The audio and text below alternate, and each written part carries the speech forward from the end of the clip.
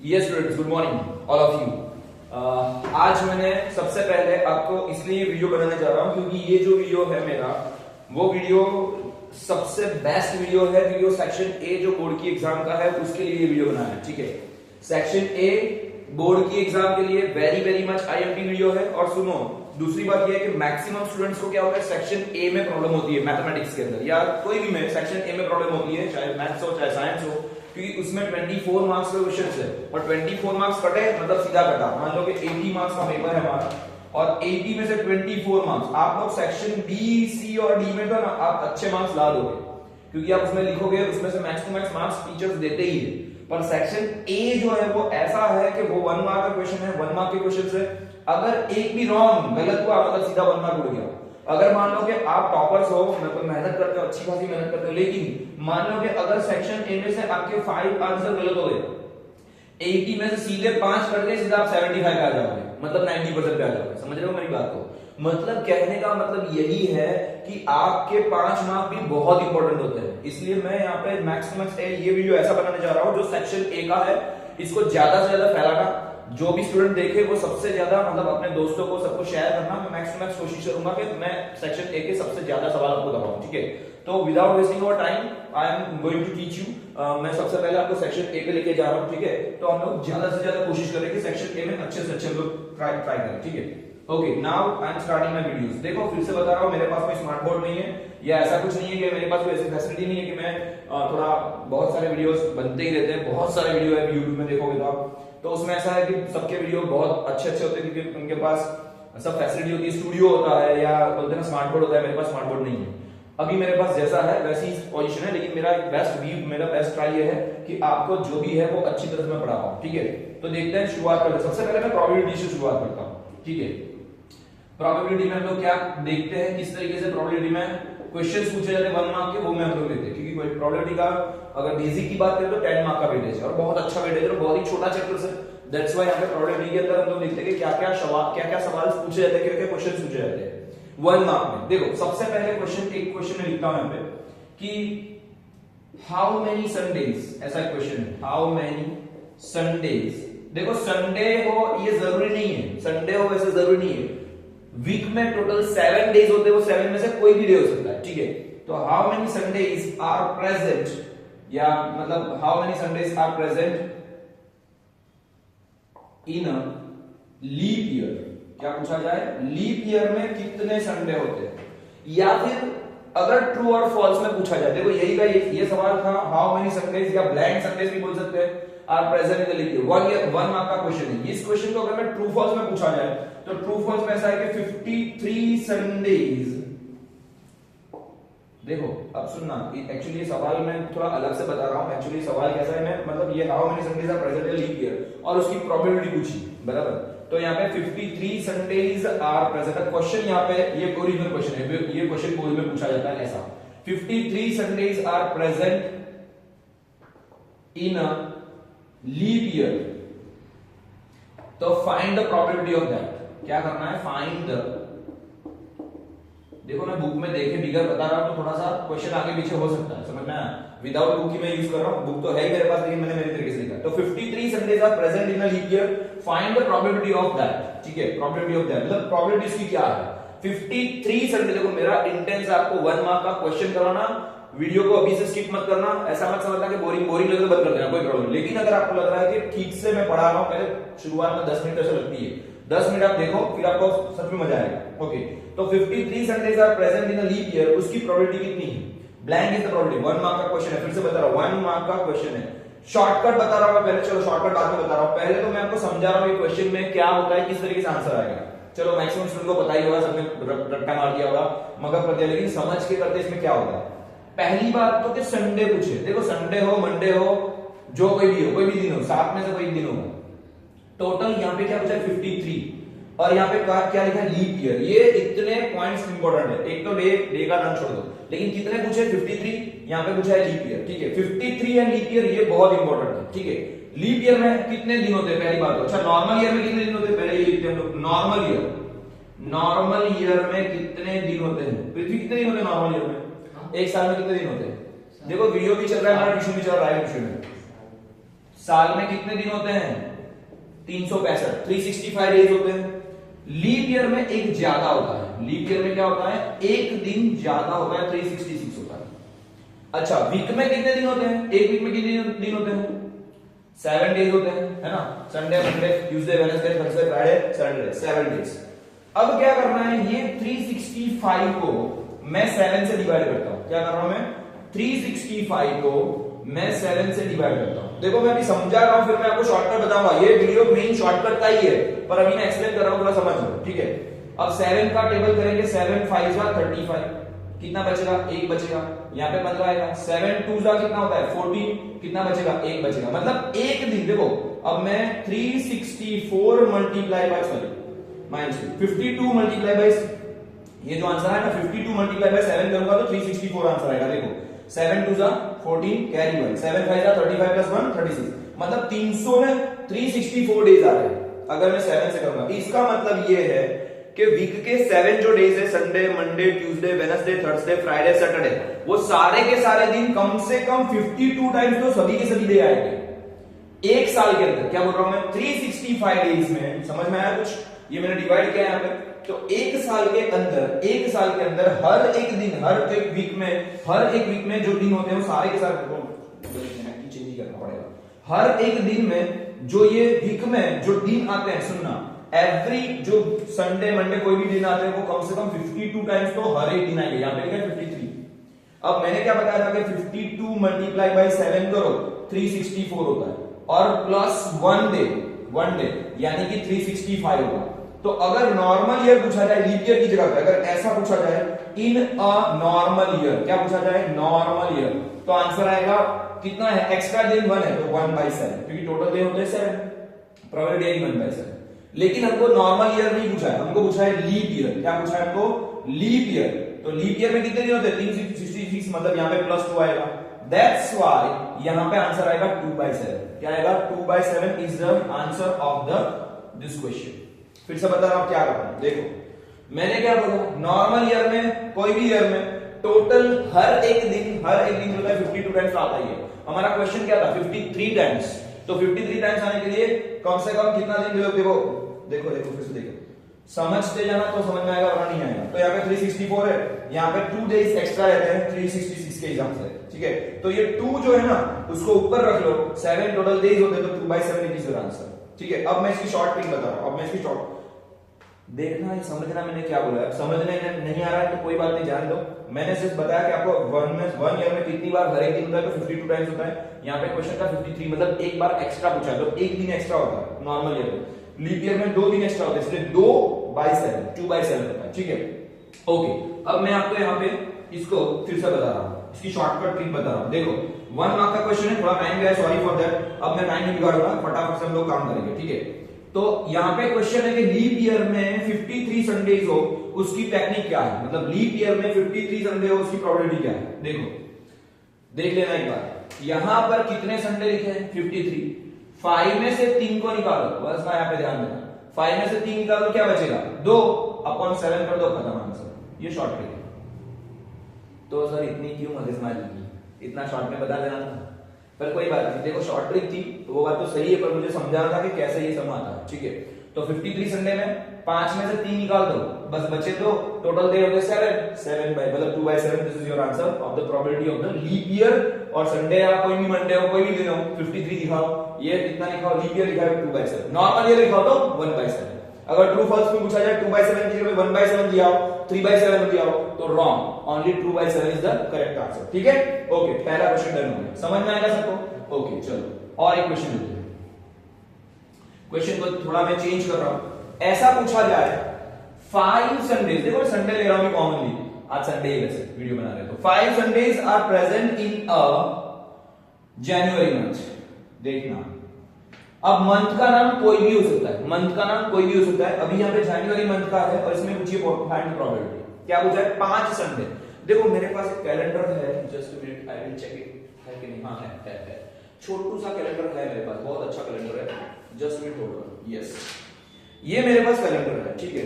और ये जनवरी मंथ का ही है, जनवरी 2025, छोटू सा कैलेंडर है मेरे पास। देखो जनवरी 2025 है ना, दिख रहा है, देखना एक बार वीडियो में दिख रहा है। तो जनवरी 2025 है, ठीक है ना, दिख रहा है ना, ओके चलो। तो ये जनवरी 2025 है, ये पूरे दिन है इसके अंदर, ठीक है। हमको पूछा है क्या पूछा है, 5 संडे कितनी बार है। देखो अब यहाँ पे total Sunday, Monday, Tuesday, Wednesday, Thursday, Friday, दिख रहा है बराबर, okay. Sunday, Monday, Tuesday, Wednesday, Thursday, Friday, Saturday है। तो हर एक दिन कितनी बार आता है वो देखते हैं। तो 1 बार, 2 बार, 3 बार, 4 बार, हर एक दिन 4 बार आता है। देखो यानी कि ये 4 बार, ये 4 बार, ये 4 बार, सभी के सभी डेज है ना 4 टाइम्स आते हैं, 1 2 3 4। ये नहीं गिनना है हमको, यूं गिनना है। तो हमारे पास 1 2 3 4 बार रिपीट होता है, लेकिन 1 2 3 4 ये 4 दिन ऐसा है जो 3 बार रिपीट, मतलब ये 5 बार रिपीट होते हैं, कोई 5 बार, ये 5 बार, ये 5 बार नहीं, ये 4 बार ही, क्योंकि 3 दिन ही होगा। देखो मैं सिखा रहा हूं कैसे रिपीट होते हैं, मैं बता रहा हूं। वीक में डेज में एक बार एक्सप्लेन करूंगा, फिर आपको शॉर्टकट बताऊंगा। चलो वीक में दिन कितने होते हैं, 7। हर एक दिन कितनी बार आएगा, 4 टाइम्स। तो 7 4 का कितना हो गया 28, 7 4 का कितना हो गया, मतलब सातों के सातों दिन मिनिमम 4 बार तो आएंगे ही आएंगे। 4 सातों की 28 डेज तो होते ही है। अब जनवरी मंथ में कितने दिन होते हैं टोटल, 31 होते हैं। 31 में से कितना निकाल दो, 28 निकाल दो, तो एक्स्ट्रा कितना हुआ, 3 डेज एक्स्ट्रा हुआ, 3 डेज एक्स्ट्रा हुआ। बस ये आपका आंसर बन गया 3/7, खत्म। जितने दिन एक्स्ट्रा होते हैं ना उसके अकाउंट में 7 रख दो, वो आ जाएगा, वो आ जाएगा आपकी प्रॉब्लम। देखो फिर से, संडे था 1 2 3 4 बार, मंडे था 1 2 3 4 बार, ट्यूसडे था 1 2 3 4 बार, ठीक है।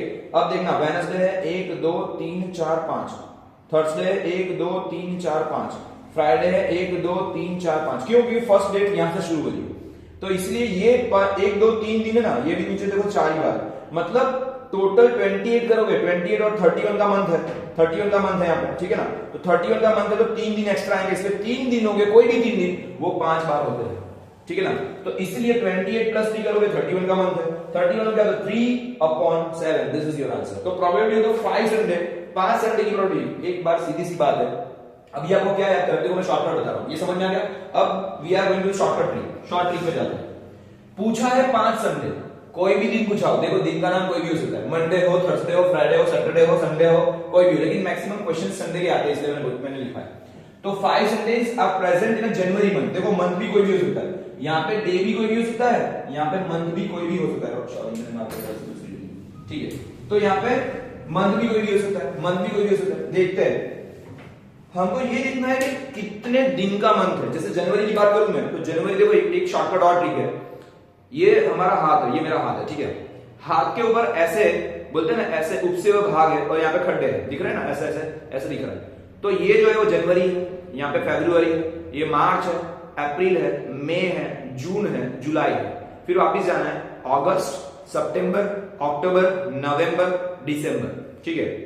यानी ये जो भी उपसे हुए भाग है ना, उपसे हुए ये वाले भाग, इसको हम लोग 31 बोलेंगे। क्या बोलेंगे, 31। तो ये 31 है, खड्डे वाला भाग को हम लोग बोलेंगे 30। खाली फरवरी एक्सेप्शनल केस है, फरवरी में 28 डेज होते हैं, उसको छोड़ दो। पर यहाँ पे क्या है, तो 31 30 31 30 31 30 31, समझ में आ गया। मतलब कोई भी दिन, कोई भी मंथ पूछा जाए, मान लो कि यहाँ पे जनवरी को छोड़ के ऐसा पूछा जाए जुलाई, ऐसा पूछा जाए, यहाँ पे जुलाई पूछा जाए, क्या पूछा जाए, अगर मान लो यहाँ पे पूछा जाए, क्यों मार्केट चेंज हो जाती है, अगर मान लो यहाँ पे जुलाई पूछा जाए, तो जुलाई कैसे पता चलेगा, जुलाई में कितने मंथ है। तो यहाँ पे आएगा जनवरी, फरवरी, मार्च, अप्रैल, मई, जून, जुलाई, उपसा हुआ भाग, मतलब 31 डेज। अगस्त पूछा जाए तो भी 31 डेज, अगर मान लो कि दिसंबर पूछा जाए तो भी 31 डेज, मतलब आपको इस तरीके से काउंटिंग कर लेना है। तो अगर 31 डे का मंथ है तो 28 में कितने ऐड करोगे, 28 में कितने ऐड करोगे, 3, तो 3/7। अगर 30 मंथ का, मान लो कि अगर इसकी जगह पे पूछा जाए जून, इसकी जगह पे पूछा जाए जून या पूछा जाए अप्रैल, जस्ट मैं बता रहा हूं आपको, 1 minute hold on, where is marker, ये रही। अगर मान लो कि अप्रैल पूछोगे, तो अप्रैल में कितने दिन होंगे, 30। देखो जनवरी, फरवरी, मार्च, अप्रैल में आया खट्टा, मतलब 30 दिन। 30 दिन मतलब क्या होगा, 28 + 2 होता है, तो 2 एक्स्ट्रा, तो यहां पे आएगा आंसर 2/7। यानी अगर मंथ है 30 दिन का तो आंसर रहेगा 2/7, अगर मंथ है 31 डे का तो आंसर रहेगा 3/7। अंडरस्टूड, 5 संडे के लिए। गॉट इट ऑल, बस ऐसा क्वेश्चन। तो ये शॉर्टकट ट्रिक थी। एक लीप ईयर वाला क्वेश्चन देखा, फिर से मैं बता देता हूं, लीप ईयर में क्या क्वेश्चन था, मार्कर की बहुत गाड़ी लग रही है, ठीक है। तो लीप ईयर में क्वेश्चन था हमारा 53 संडे। सुनना, अब दोनों के दोनों क्वेश्चन को एक बार रिपीट कर लेते हैं फटाफट से, ताकि आपके 2 मार्क पक्के हो जाए बोर्ड में, सेक्शन ए में। पक्के होने ही चाहिए और ये क्वेश्चन आएंगे आएंगे, इसमें कोई शक नहीं है, क्वेश्चन आएंगे ही आएंगे, ठीक है, समझ लीजिए। ओके चलो, सॉरी इसमें वीडियो को पॉज कर रहा था पर मैंने प्लग निकाल दिया। चलो वापिस 53 Sundays in a leap year, in a leap year, ठीक है, in a leap year 53 Sundays in a leap year, तो क्या आंसर आएगा 5 - 2 शॉर्टकट 5 - 3 सॉरी क्या होता है 2/7 खत्म। ये 53 Sundays in a leap year. फिर मैंने क्या बोला 5 संडेज इन अ कोई भी मंथ, मैं भी मंथ के नाम लिखा, चलो मार्च लिख रहा हूं, इन अ मार्च मंथ। तो मार्च में 31 डेज होते हैं, तो 28 में प्लस कितने करेंगे 3 ज्यादा है तो 3/7। अगर मान लो मैं जून पूछ लूं तो जून में आएगा 30 डेज मतलब 2/7। अगर मैं जुलाई पूछ लूं तो जुलाई में आता है 31 डेज तो 31 मतलब 3/7। यानी ये दोनों ही आंसर में से कोई आंसर हो सकता है, बराबर। वैसे लीप ईयर को छोड़ के अगर मान लो नॉर्मल ईयर पूछा जाए तो यहाँ पे आएगा 2/7, सॉरी इसमें आएगा 1/7 मैक्स, क्योंकि टोटल 365 डेज होते हैं और 52 टाइम्स में अगर करेंगे तो 364 डेज हो जाते हैं। डन, ओके चलो खत्म। ये 1 मार्क के क्वेश्चन ज्यादातर पूछे ही जाते हैं बोर्ड में, ये याद रखना आप लोग, ठीक है। ओके और एक सवाल, यानी अभी हमने 2 क्वेश्चन किए, कितने क्वेश्चन किए प्रोबेबिलिटी के 2 सवाल किए 1 मार्क के। और एक सवाल ऐसा है, अगर मान लो कि आपको प्रॉप ऑफ ए की वैल्यू दी है 0.60, चलो मैं बोल रहा हूं 0.53 दिया है, प्रॉप ऑफ ए की वैल्यू आपको 0.53 दिया है, आपको पूछा है फाइंड प्रॉप ऑफ ए बार। क्या पूछा है प्रॉप ऑफ ए बार। तो हमारा फॉर्मूला है प्रोबेबिलिटी का, वेरी फेमस फॉर्मूला है, prob of A equal plus prob of A bar equal to 1। देखो इसको बोलते हैं प्रॉब, प्रोबेबिलिटी पे से शॉर्ट फॉर्म है प्रॉब, प्रोबेबिलिटी मतलब संभावनाएं, ठीक है ना, पॉसिबिलिटीज। तो prob of A, prob of बोलते हैं, प्रॉब ऑफ ए यानी कि इवेंट ए बनने की घटना है 0.53। प्रॉब ऑफ ए बार दिया है 1, प्रॉब ऑफ ए बार मतलब ये प्रोबेबिलिटी जो है वो ना बने, इवेंट ना बने उसकी घटना को, मतलब नॉट इवेंट ए, उसको ए बार बोलते हैं। ये हमारा फॉर्मूला है प्रोबेबिलिटी का, सबसे फेमस फॉर्मूला, और यही एक ही फॉर्मूला है इसका, ठीक है, पूरे चैप्टर में ये एक ही फॉर्मूला है, prob of A plus prob of A bar, पे ध्यान देना, ठीक है, इक्वल टू 1। टोटल सम कितना होता है 1 होता है। हमको पूछा है find the prob of A bar, find the prob of A bar. देखो एक बात याद रखना, इसी क्वेश्चन में मैं थोड़ा बताता हूं कि मिनिमम प्रोबेबिलिटी होती है वो 0 होती है और मैक्सिमम प्रोबेबिलिटी कितनी होती है 1 होती है। मतलब ये है कि अगर मैं ऐसा लिखूं कि मिनिमम प्रोबेबिलिटी 0 किसी भी संभावना की, किसी भी प्रोबेबिलिटी, किसी भी इवेंट की, और मैक्सिमम कितनी होती है 1, ये याद रखना। 0 और 1 के बीच में ही प्रोबेबिलिटी होगी। तो देखो यहाँ पे 0 पॉइंट है, ये तो 0 से बड़ा है, 0 पॉइंट है 0.5 मतलब 0 से बड़ा है, और 1 से छोटा है। कभी भी नेगेटिव प्रोबेबिलिटी होती नहीं है, कभी 1 से ज्यादा प्रोबेबिलिटी होती नहीं है, ये याद रखना। अभी मैं और क्वेश्चन दूंगा तो समझ में आ जाएगा। अभी हम लोग यही क्वेश्चन करते हैं। तो प्रॉब ऑफ ए की वैल्यू पहले रख दो, तो प्रॉब ऑफ ए, ये हमारा फार्मूला है, प्रॉब ऑफ ए की वैल्यू है, सॉरी प्रॉब ऑफ ए की वैल्यू रखते हैं 0.53, कितना आएगा 0.53 plus prob of A bar equal to 1।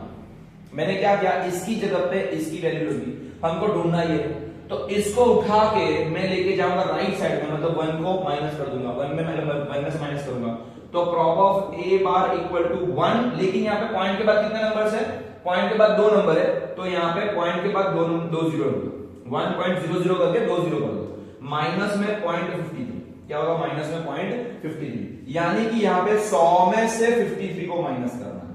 क्या करना है 100 में से, ऐसा क्वेश्चन हो तो याद रखना पृथ्वी, ठीक है। तो 0.53 है तो क्या करना है आपको, इसको 1 को 100 बना देना, 1.00 कर देना। अब माइनस करो, यहाँ पे 10 बोरो आएगा, यहाँ पे 9, यहाँ पे करना है, क्योंकि 0 पे तो कोई ले नहीं सकते, जो बोरो लेना है तो इस पे से आएगा, ये दोनों 0 में इस तरीके से आएगा। तो 10 में से 3 जाएगा तो 7, 9 में से 5 जाएगा तो 4, यहाँ पे हो गया 0 तो 0 बस खत्म, 47 मतलब 0.47। क्या आंसर आएगा हमारा 0.47। This is your answer of the problem A bar. In short ये जो क्वेश्चन दिया है उसको 1 में से माइनस कर दो, जो आएगा आंसर, लेकिन इसको 100 बना के करो, अगर सिंगल डिजिट हो तो सिंगल करके करो, ठीक है ना। समझ में आ गया, बहुत आसान क्वेश्चन है, ये भी क्वेश्चन बोर्ड में पूछा जाता है 1 मार्क के लिए, ठीक है, अंडरस्टूड। ओके, तो प्रॉब ऑफ ए पूछा दिया, इसका वैल्यू कोई भी दे सकते हैं। अगर 3 डिजिट दिया होगा, मान लो यहाँ पे दिया हो 3 डिजिट, तो यहाँ पे क्या करना है 100 की जगह पे 1000 बना दो, ऐसे माइनस करो तो भी आंसर आएगा, ठीक है। तो 10 यहाँ पे आएगा, 999 चलेगा, यहाँ पे 0 हो जाएगा, बस ऐसे ही, ठीक है। ओके, समझ में आया कि नहीं आया मैं क्या बोल रहा हूँ, ठीक है। तो ये हमारा फॉर्मूला है प्रोबेबिलिटी का, ये याद रखना है आपको, prop of a plus prop of a bar equal to 1, ठीक है, okay fine. Now the next question क्या पूछा जाता है प्रोबेबिलिटी में, ये 1 मार्क के हमने टोटल 3 सवाल किए। पहला सवाल किया था हमने कितने साल में, मतलब लीप ईयर में कितने संडे होते हैं, 53 संडे के प्रोबेबिलिटी क्या है। दूसरा हमने सवाल किया कि 5 संडे अगर नॉर्मल मंथ में होता है तो उसमें कितनी प्रोबेबिलिटी है, ये 2 सवाल किया। तीसरा सवाल हमने अभी किया कि इसकी अगर वैल्यू दी है तो हमको हमारा prop of a बार कितना मिलेगा, तो ये दोनों का प्लस करके इसका फॉर्मूला बनाना है, मतलब इसको माइनस में लेके जाना है, आंसर मिल जाएगा, ठीक है, ओके। नाउ द नेक्स्ट, देखो वीडियो ऑन ही है ना, देख लेना एक बार ध्यान से, चल ही रहा है वैसे एक्चुअली, ठीक है, चलो। नाउ द नेक्स्ट वन में ऐसा है, मिनिमम प्रोबेबिलिटी कितनी होती है, तो minimum probability of any event is blank, minimum probability of any event is blank, तो क्या होगी 0। मिनिमम मतलब सबसे छोटी, सबसे कम प्रोबेबिलिटी कितनी है 0, and maximum probability of any event is blank, तो कितनी होती है 1। मिनिमम 0 मैक्सिमम 1, मिनिमम 0 मैक्सिमम 1, यानी कि ऐसा बोल सकते हैं, मैंने लिखा था 0 लेस और equal to prop of a, मैंने इवेंट को a लिया इसलिए, लेस और इक्वल टू 1, ठीक है। तो मिनिमम 0 होती है, मैक्सिमम 1 होती है, मिनिमम 0 मैक्सिमम 1। ये 1 मार्क के और एक सवाल हुए, 1 मार्क के और सवाल हुए। एक्चुअली ऐसे इजी सवाल नहीं पूछते, पर फिर भी हमको ये याद रखना है कि minimum probability of the any event is 0, तो ये 0, ठीक है। अगर ऐसा पूछा जाए, मान लो क्वेश्चन ऐसा है, वेट अ मिनट, कि भाई prop of a equal to -2/5, is it possible, मतलब ये ट्रू है कि फॉल्स है, इज इट ट्रू और फॉल्स, तो कौन बताएगा, फॉल्स होगा। क्यों, माइनस में कभी भी प्रोबेबिलिटी होती नहीं है, और 0 से 1 के बीच में होती है। मिनिमम प्रोबेबिलिटी कितनी होती है 0, मैक्सिमम कितनी होती है 1, बराबर। किसी भी प्रोबेबिलिटी में कभी भी माइनस में आंसर, माइनस दिखा ना मतलब वो ट्रू नहीं है, फॉल्स ही, इतना मान लेगा, बराबर। अगर मान लो कि आपको ऐसा दिया है prop of a equal to -5, not possible, minus में आंसर गया मतलब प्रोबेबिलिटी होती नहीं है, फॉल्स, ठीक है, ये एकदम आसान है, ओके। अच्छा मैं इसका उल्टा करूं, अगर मैं इसका उल्टा कर दूं 5/2 करता हूं तो पॉसिबल है कि नहीं, तो भी नहीं होगा। क्यों, इसका अगर हाफ करते हैं, 5 को अगर हम लोग 2 से डिवाइड करते हैं, सुनना, 5 को अगर 2 से डिवाइड करते हैं तो 2 2 4, एक्चुअली 2 आ गया, मैंने क्या बोला 1 से बड़ी प्रोबेबिलिटी नहीं होती है, यहाँ पे आंसर 2.5 आएगा। 5 का आधा अड़ी होता है, 2.5 होता है, 2.5 मतलब 2.5, 2.5 मतलब 1 से बड़ा हो गया, और 1 से बड़ा हो गया वो भी प्रोबेबिलिटी नहीं होती है, समझ में आया।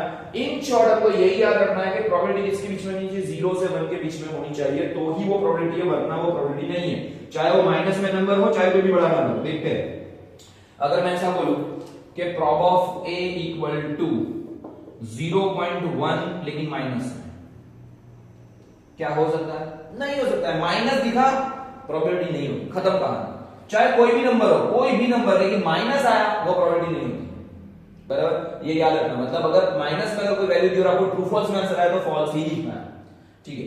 अच्छा मैं ऐसा लिखूं prop of a equal to, जैसे कि मैं लिखता हूं 3/5, क्या ये प्रोबेबिलिटी हो सकती है, हो सकती है। अभी ये बात याद रखना, इसकी टेक्निक है, पृथ्वी सुनना, अगर नीचे नंबर बढ़ा दिया है, नीचे नंबर क्या दिया है, बढ़ा दिया है, ऊपर नंबर छोटा दिया है, तो उसमें हमेशा यस ही होगा। कैसे, इसको डिवाइड करते हैं, ऊपर वाले नंबर को न्यूमरेटर बोलते हैं, ये न्यूमरेटर है, इसको हम लोग डिनोमिनेटर बोलते हैं। अगर डिनोमिनेटर बड़ा है, सुनना, डिनोमिनेटर अगर बड़ा है तो उसका आंसर 0 पॉइंट में ही जाएगा, क्योंकि ऊपर हमको 3 रखना है, नीचे 5 से डिवाइड करना है।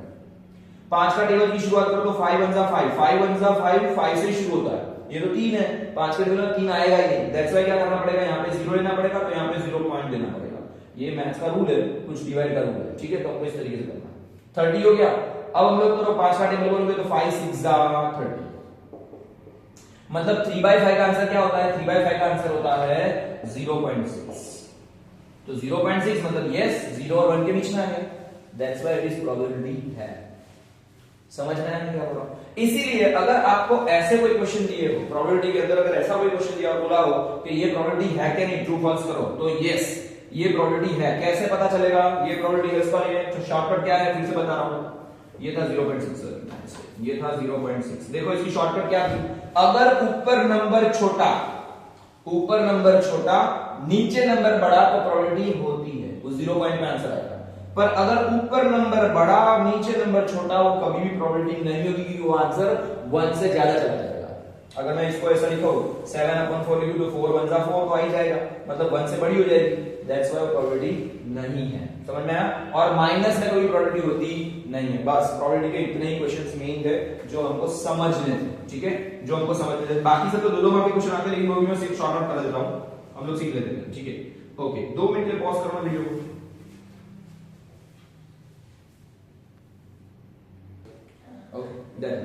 यस स्टूडेंट्स, देखो एक्चुअली कार्ड्स के क्वेश्चन जो होते हैं ना, वो 1 मार्क में तो नहीं पूछे जाते, 3 से 4 मार्क में क्वेश्चन पूछे जाते हैं, क्योंकि इसमें नंबर ऑफ क्वेश्चंस बहुत है। क्योंकि कार्ड्स पे तो मैं बोल रहा हूं कि 100 से भी ज्यादा क्वेश्चन बन सकते हैं। मेरे पास एक्चुअली दूसरा फोन है, देखो यहाँ पे कार्ड्स मैं बताता हूँ। पहले तो 4 टाइप के कार्ड्स होते हैं। कार्ड्स मतलब ये पत्ते, खेलने के पत्ते दिख रहे हैं ना, खेलने के पत्ते, ठीक है। देखो तो आ रहा है बराबर, वीडियो में दिख रहा है, कार्ड दिख रहे हैं ठीक से। मैं इमेज ऑफ कार्ड लिखता हूं वरना तो some image of playing cards. Yes, ये रहे पत्ते हैं, हम लोग अपनी इमेज दिखा सकते हैं। देखो ये इसमें इमेज है, बहुत छोटी छोटी इमेज है, थोड़ा बड़ी इमेज निकालता हूं। वेट अ मिनट, थोड़ा होल्ड करो, थोड़ा पॉज करो, थोड़ी इमेज निकाल देते हैं। ये स्टूडेंट्स देखो यहाँ पर 4 टाइप्स ऑफ कार्ड है, ठीक है ना। कार्ड्स के टोटल 4 टाइप्स होते हैं। ये दिख रहा है, जैसे कि एक स्पैड होता है, एक क्लब होता है, एक बोलते हैं डायमंड होता है, हार्ट होता है, रेड का। ये 2 कलर रेड में होते हैं, 2 कलर ब्लैक में होते हैं, ठीक है। यहाँ पे 2 कलर रेड में, 2 कलर ब्लैक में, ठीक है। तो ये मेन है, 4 टाइप्स के कार्ड होते हैं। टोटल कार्ड होते हैं 52, ठीक है। टोटल नंबर ऑफ कार्ड होते हैं 52। तो हम लोग इसमें बाद में देखते हैं, पहले टोटल कार्ड्स कितने होते हैं। प्लेइंग कार्ड होते हैं 52 और 4 टाइप्स के कार्ड होते हैं। कैसे होते हैं? 4 टाइप्स के कार्ड होते हैं, ठीक है ना। उसमें से 13, मतलब अगर 52 को मैं अगर डिवाइड करता हूं 4 से, तो total 13 cards each and every बोलते हैं ना टाइप्स के होते हैं, 4 टाइप के। इसमें से 4 टाइप के कौन कौन से होते हैं? एक होता है जैसे ऐसा हार्ट होता है, मैं रेड कलर की मार्कर देख लेता हूं, I have the marker of red, that's why I am using the red marker, ठीक है। तो ये रेड मार्कर में से मैंने हार्ट बना दिया, ये हार्ट है, ठीक है। तो ये हार्ट होता है। देन एक होता है ऐसा डायमंड होता है, ऐसा डायमंड है, ठीक है, डायमंड है। तो ऐसा डायमंड होता है, ये भी रेड कलर का, ये दोनों रेड कलर के होते हैं। देन ब्लैक कलर में हमारा ऐसा होता है, लीफ जैसा होता है, पत्ते जैसा होता है, वो पीपल का पेड़ पौधा होता है, उसका पत्ते जैसा होता है, पीपल के पेड़ के जैसा पत्ते जैसा होता है। इसको हम लोग बोलेंगे क्लब। एक होता है स्पैड बोलते हैं, ठीक है ना। और एक होता है स्पैड, यानी ऐसा होता है, ठीक है।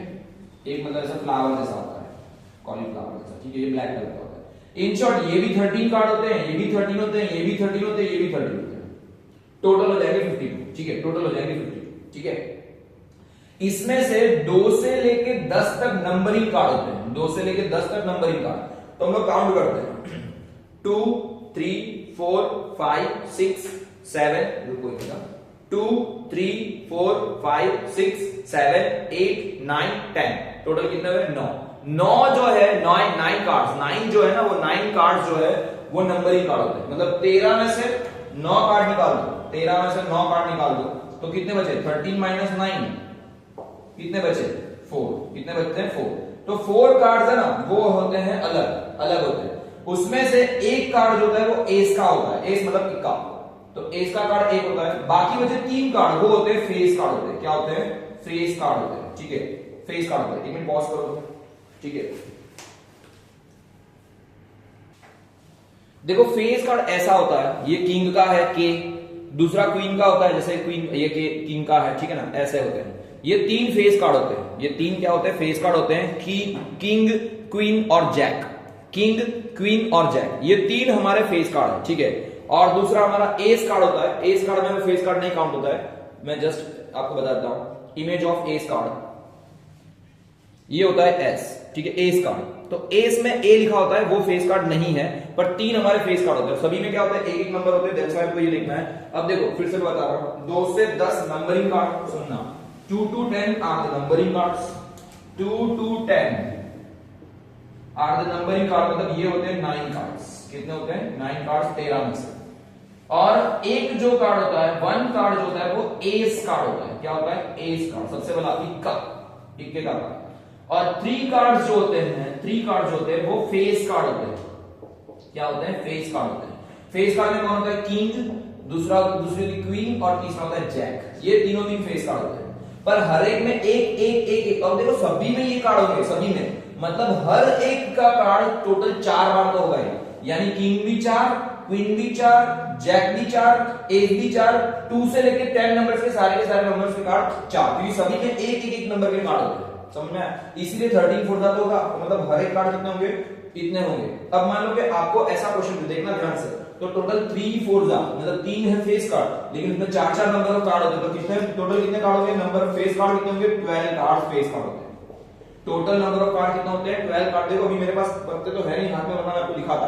तो ये समझ जाना कि ये किंग का एक किंग यहाँ पे, एक किंग यहाँ पे, एक किंग यहाँ पे, एक यहाँ पे, मतलब हर एक के 4 मतलब एक पत्ता जो होगा वो हमेशा 4 तो टाइम्स होता ही है। किंग भी 4 होते हैं, क्वीन 4 होती है, जैक 4 होते हैं। टोटल फेस कार्ड 3 है, लेकिन 4 बार है क्योंकि 4 टाइप के होते हैं। दैट्स व्हाई पे क्या होगा? टोटल 12 कार्ड्स होंगे, टोटल 12 कार्ड्स होंगे। ठीक है, इस तरीके से हमको देखना है। तो ये है 12 कार्ड्स। ओके, तो ये 12 कार्ड्स में से अगर आपको क्वेश्चन पूछा जाए कि फेस कार्ड, देखो इसमें तो टोटल 50 से भी ज्यादा क्वेश्चन बन सकते हैं। कितने? 50 से ज्यादा क्वेश्चन बन सकते हैं 1 मार्क के। तो बहुत सारे क्वेश्चंस हैं कार्ड्स के ऊपर। अगर हम लोग देखने जाए तो अगर मान लो कि आपको ऐसा पूछा जाए कि total number of playing card में से अगर हम लोग ऐसा मान लो कि फाइंड करें कि भाई फेस कार्ड निकले, उसकी प्रोबेबिलिटी कितनी? Probability of face card. तो टोटल नंबर ऑफ कार्ड कितना है? टोटल नंबर ऑफ कार्ड देखना, टोटल नंबर ऑफ कार्ड जो है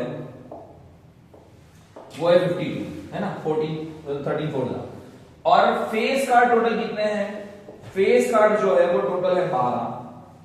और इसकी हमको प्रोबेबिलिटी पूछी कि इसमें से मान लो कि अगर 52 कार्ड है, उसमें से एक कार्ड अगर सिलेक्ट किया जाए रैंडमली और वो फेस कार्ड निकले, क्या पूछा जाए? Find the probability of the face card. ठीक है, find the probability of face card. तो टोटल कार्ड्स है n होता है हमारा 52, और हमको जो m लेना है क्या है? फेस कार्ड है, वो हमारा है m/n। तो हमारा प्रॉब ऑफ a यानी इवेंट a को लिखते हैं, फेस कार्ड सिलेक्ट किया हो तो फेस कार्ड को बोलेंगे m/n, यानी कि ये आएगा फेस कार्ड और यहाँ पे आएगा टोटल नंबर ऑफ कार्ड। ठीक है, टोटल नंबर ऑफ कार्ड्स। तो फेस कार्ड कितने हैं? 12/52। 12/52 मतलब क्या होगा? 3 4 12 और 13 4 होता है 52। ये दोनों कट हो जाएंगे, आंसर हमारा आएगा 3/13। क्या आएगा? 3/13। इट इज योर आंसर, बराबर 3/13। इस तरीके से हमको फेस कार्ड में पूछा जाता है। अब फेस कार्ड में और भी पूछ सकते हैं कि भाई किंग का फेस कार्ड, तो किंग टोटल कितने मिलेंगे? 4। ठीक है ना? फेस कार्ड अगर किंग का हो, ऐसा बोलेंगे भाई रैंडमली 52 कार्ड में से अगर सिलेक्ट करते हैं उसमें से फेस कार्ड निकलेगा वो किंग का निकलेगा, किंग का फेस कार्ड हो। क्या बोला जाए? फेस कार्ड भी हो और साथ में ऐसा पूछा जाए कि वो किंग का हो। किसका हो? किंग हो फेस कार्ड में या क्वीन हो। तो फेस कार्ड के किंग कितने होंगे? टोटल 4। किंग कितने होंगे? टोटल 4 किंग होते हैं, 4 होते हैं। ठीक है ना? 4 किंग होते हैं और 4 में से क्या करेंगे? तो 4/52, क्योंकि m हमारा बन जाएगा ये, n बन जाएगा हमारा ये। 4/52 यानी क्या होगा? 1/13। क्या होगा?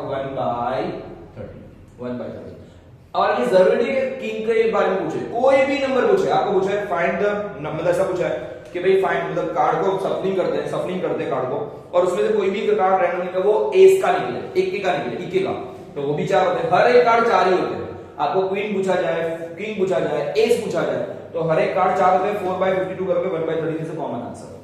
ऐसे 50 से भी ज्यादा सवाल बन सकते हैं, ऐसे 50 से भी ज्यादा सवाल बन सकते हैं। ओके, और मैं क्वेश्चन लिखता हूं। ऐसा पूछा जाए रैंडमली आपको कि अगर मान लो कि हम लोग 52 कार्ड्स को सफल करते हैं, बिना देखे एक कार्ड निकालते, बिना देखे एक कार्ड को निकालते हैं और वो कार्ड रेड की क्वीन हो। मैंने हिंदी में लिखा है, समझ जाना, मतलब ये इंग्लिश में मतलब क्वीन हो लेकिन रेड की क्वीन, मतलब देखो रेड कलर की क्वीन, तो रेड कलर होते कितने? टोटल 2 होते हैं। तो टोटल हमारे लिए m क्या बन जाएगा? अभी 2 बन जाएगा। ठीक है ना? और उसकी प्रोबेबिलिटी पूछी हो, टोटल नंबर ऑफ कार्ड तो हमेशा ये n तो 52 ही रहेगा, सब में कॉमन में कार्ड में हमेशा n जो होता है 52 रहता है। तो prob of a equal to आएगा m/n। प्रॉब ऑफ a क्या आएगा? m/n। तो यहां पे लिखना है 2/52। 2/52 मतलब इसको कट करोगे 1/26।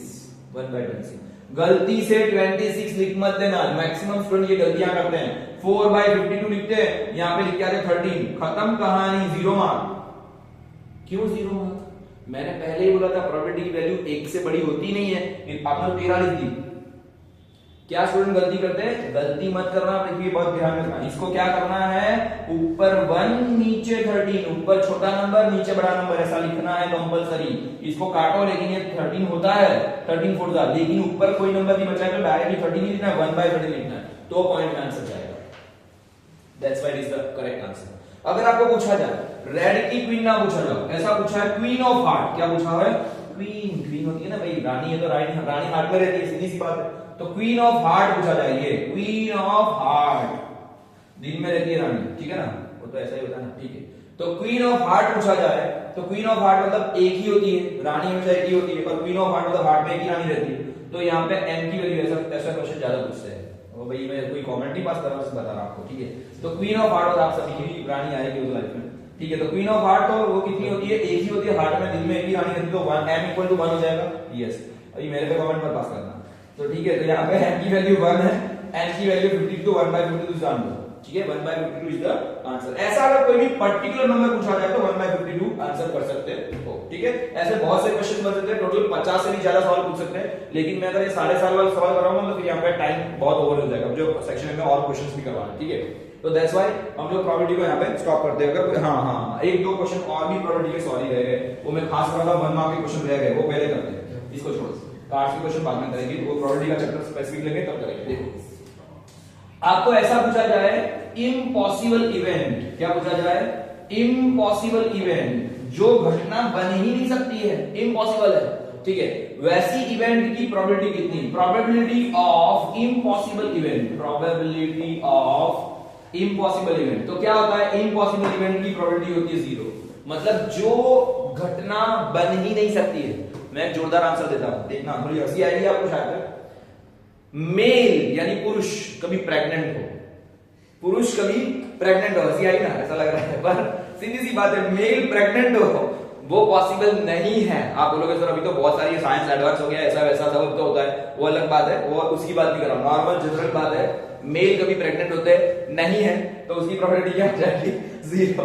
दैट्स व्हाई जो पॉसिबल नहीं है, इम्पॉसिबल इवेंट है, उसकी प्रोबेबिलिटी होती है 0, ठीक है, ओके। और जो पॉसिबिलिटी मतलब श्योर इवेंट है, जो 100% होने ही वाली है, उसको बोलते हैं श्योर इवेंट। क्या बोलते हैं? Sure event. जो इवेंट श्योर होती है, 100% होने वाली है, उसकी प्रोबेबिलिटी क्या होती है? 1 होती है। जैसे कि मैं बताता हूं, the sun is rises in the east, क्या है? सॉरी वो आगे वाली बात थोड़ी याद आ रही। तो the sun is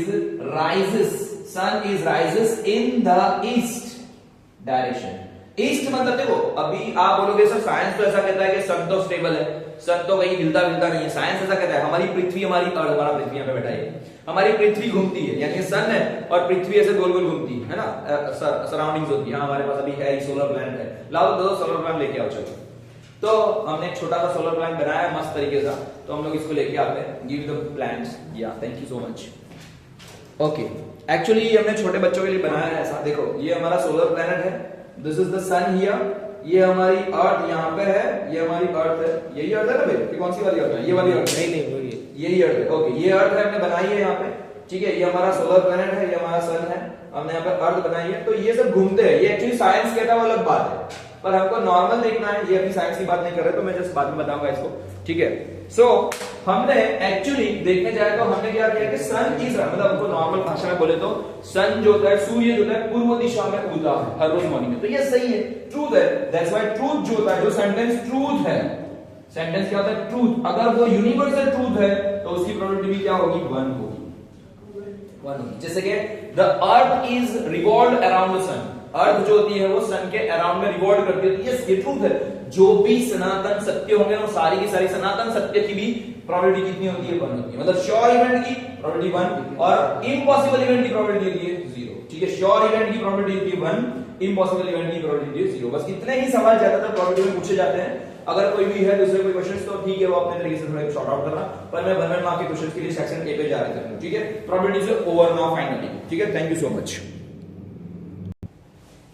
okay students, now हम लोग जाते हैं 1 मार्क के सेक्शन ए के क्वेश्चंस में। ज्यादातर पॉलिनोमियल के सवाल है, ज्यादातर पॉलिनोमियल में एक सवाल पूछा जाता है 1 मार्क में। जो 1 मार्क के ज्यादा क्वेश्चंस कैसे आते हैं वो मैं बताने जा रहा हूं, ठीक है। 1 मार्क का क्वेश्चन इसलिए क्योंकि हम लोग सेक्शन ए को शॉर्ट आउट कर रहे हैं। मैक्सिमम जैसे 2 साल पहले और पिछले साल भी ये क्वेश्चन पूछा गया था, ऐसे क्वेश्चन आते हैं आपको पेपर के अंदर, क्वेश्चन पेपर के अंदर ही ऐसा डायग्राम ड्रॉ करके दिया हुआ, ठीक है। आपको जिसमें एक पेपर निकाल रहा हूं तो पेपर में ही ऐसा क्वेश्चन होता है। ये स्टूडेंट्स ना जैसे कि अभी यहां पर देखना आप लोग, तो ये क्वेश्चन ऑलरेडी पूछा गया है, देखो ऐसा एक्चुअली क्वेश्चन ही पूछा गया है। आपको डायग्राम दी होगी क्वेश्चन के अंदर, आपको क्या दी होगी क्वेश्चन के अंदर, डायग्राम ही दी होगी, ठीक है। तो ऐसी डायग्राम होगी तो आपको पता चल जाएगा, ठीक है। तो यहां पर पॉलिनोमियल का ये क्वेश्चन है, आपको ऐसा पूछा जाएगा कि y इक्वल टू px का ग्राफ दिया है। देखो यहाँ पे हमेशा हॉरिजॉन्टल जो होता है ना, ऐसा इसको बोलते हैं हॉरिजॉन्टल। हॉरिजॉन्टल जो होता है वो x होता है, हॉरिजॉन्टल क्या होता है, x होता है, इसको बोलते हैं x। और जो वर्टिकल होता है खड़ा, वर्टिकल, वर्टिकल होता है y होता है, वर्टिकल क्या होता है, y होता है। Horizontal is x always, always horizontal जो होता है वो x होता है, और वर्टिकल जो होता है खड़ा जो होता है वो होता है y होता है, समझना। तो ये y है, ये x है। आपको क्वेश्चन में y इक्वल टू px का ग्राफ पूछा जाए, क्या पूछा जाए, ये बात याद रखना, ये चेंज नहीं होना चाहिए। आपको y इक्वल टू px पूछा जाए, क्या पूछा जाए, y इक्वल टू px, और पूछा जाए find the number of zeros, या how many number of zeros are there in a 1 mark question. 1 mark का सवाल है, आपको ऐसी डिजाइन दी होगी, डिजाइन मतलब डायग्राम दी होगी, ठीक है। और इसमें देखो हमको x और y को नहीं लिखना है, हमको लिखना है इसको। जैसे कि मैं इसको मार्कर से चेंज करके थोड़ा अलग से करूं, चलो मैं रेड मार्कर से ड्रॉ कर रहा हूं। ये वाला लाइन लिखना है, क्या वाली लिखनी है, ये वाली लाइन लिखनी है। तो ये वाली लाइन x को कितनी बार काटती है वो हमको देखना है, कितनी बार काट रही है यहां पे, ये 1 टाइम, ये 2 टाइम, ये 3 टाइम। तो कितने नंबर ऑफ जीरो होंगे, 3। बस योर आंसर इज 3, खत्म। क्या हो जाएगा, आंसर इज 0 3, मतलब 3 आंसर आएगा। टोटल नंबर ऑफ जीरोस कितने आएंगे इसके, 3। वैसा ही सेम अगर ये लाइन लिख रही है ना, ये वाली टेढ़ी लाइन, ये वाली कर्व्ड लाइन लिखनी है हमको, कर्व्ड लाइन x को कितनी बार काटती है, तो यहाँ पे 1 बार, यहाँ पे 2 बार, तो इसके नंबर ऑफ जीरोस कितने होंगे, 2। बस खत्म, 1 मार्क। कुछ कैलकुलेशन नहीं, मुफ्त का 1 मार्क है, फ्री का लूट लो, फ्री का 1 मार्क लूट लेना है। क्या करना है, ऐसे अगर ऐसा किया है तो आपको क्या करना है, बस खाली इसके काउंटिंग करना है कि x को कितनी बार वो टच करता है। चलो मैं और एक बता रहा हूं आपको एक्स्ट्रा क्वेश्चन लेके, find the number of zeros. मैं यहाँ पे ड्रॉ कर रहा हूं, छोटा सा मैं यहाँ पे डायग्राम ड्रॉ कर रहा हूं, ठीक है। ये है x हमारा, ये है हमारा y है।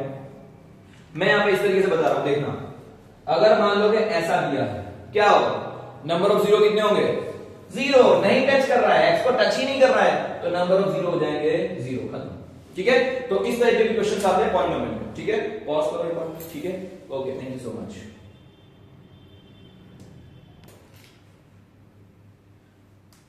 ये स्टूडेंट्स नाउ पॉलिनोमियल के अंदर एक क्वेश्चन ऐसा पूछा जाए कि 2x2, ये पॉलिनोमियल दी है, 2x2 - 5x + 3, ठीक है।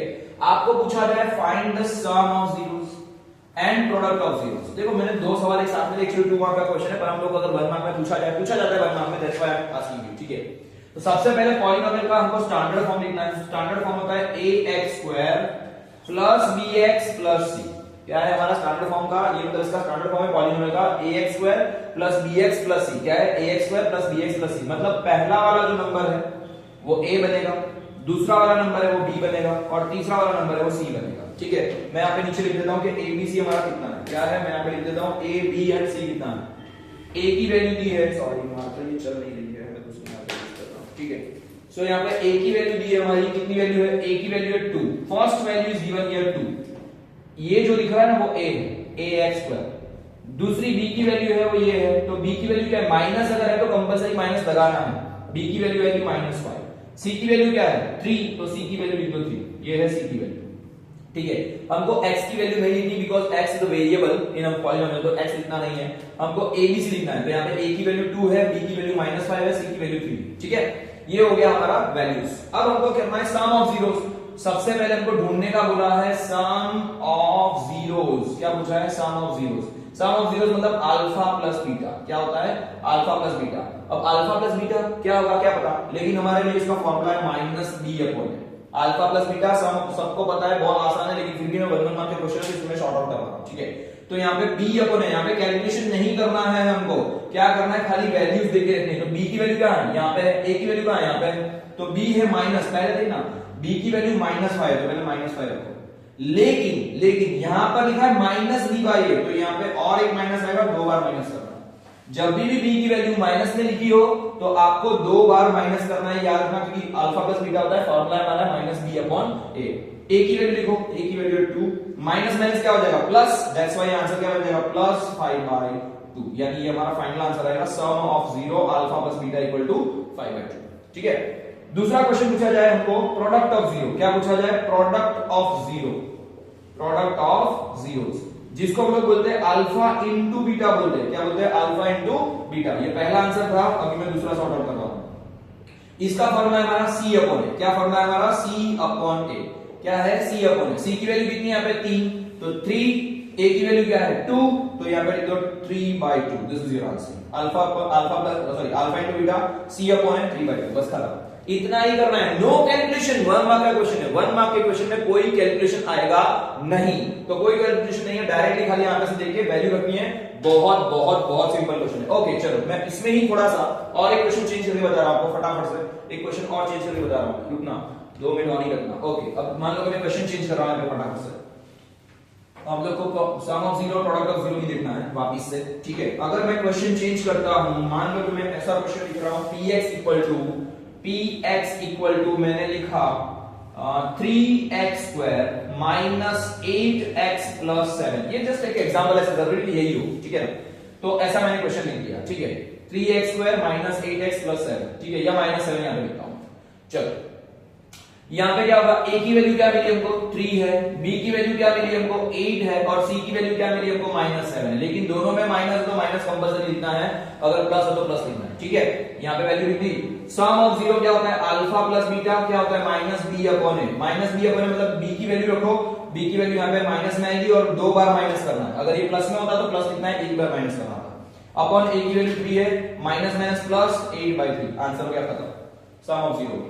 अगर मान लो प्रोडक्ट ऑफ जीरो पूछा जाए तो alpha into beta, c upon ए, सी की वैल्यू क्या है 7 है, तो -7/3। इन शॉर्ट आपको कोई कैलकुलेशन करना नहीं है इसके अंदर, सिर्फ आपको इसमें से देख के वैल्यू रखनी है, पहली वाली वैल्यू ए, दूसरी वाली वैल्यू बी, तीसरी वाली वैल्यू सी, वैल्यू रखना है। आपको फॉर्मूला खाली पता होना चाहिए, अल्फा प्लस बीटा का फॉर्मूला है -b अपॉन ए, और अल्फा इंटू बीटा का फॉर्मूला है c अपॉन a, ठीक है। तो इस तरीके से हमको आगे बढ़ना है। और एक क्वेश्चन इसमें से करवा रहा हूं जो 1 मार्क में पूछा जाता है।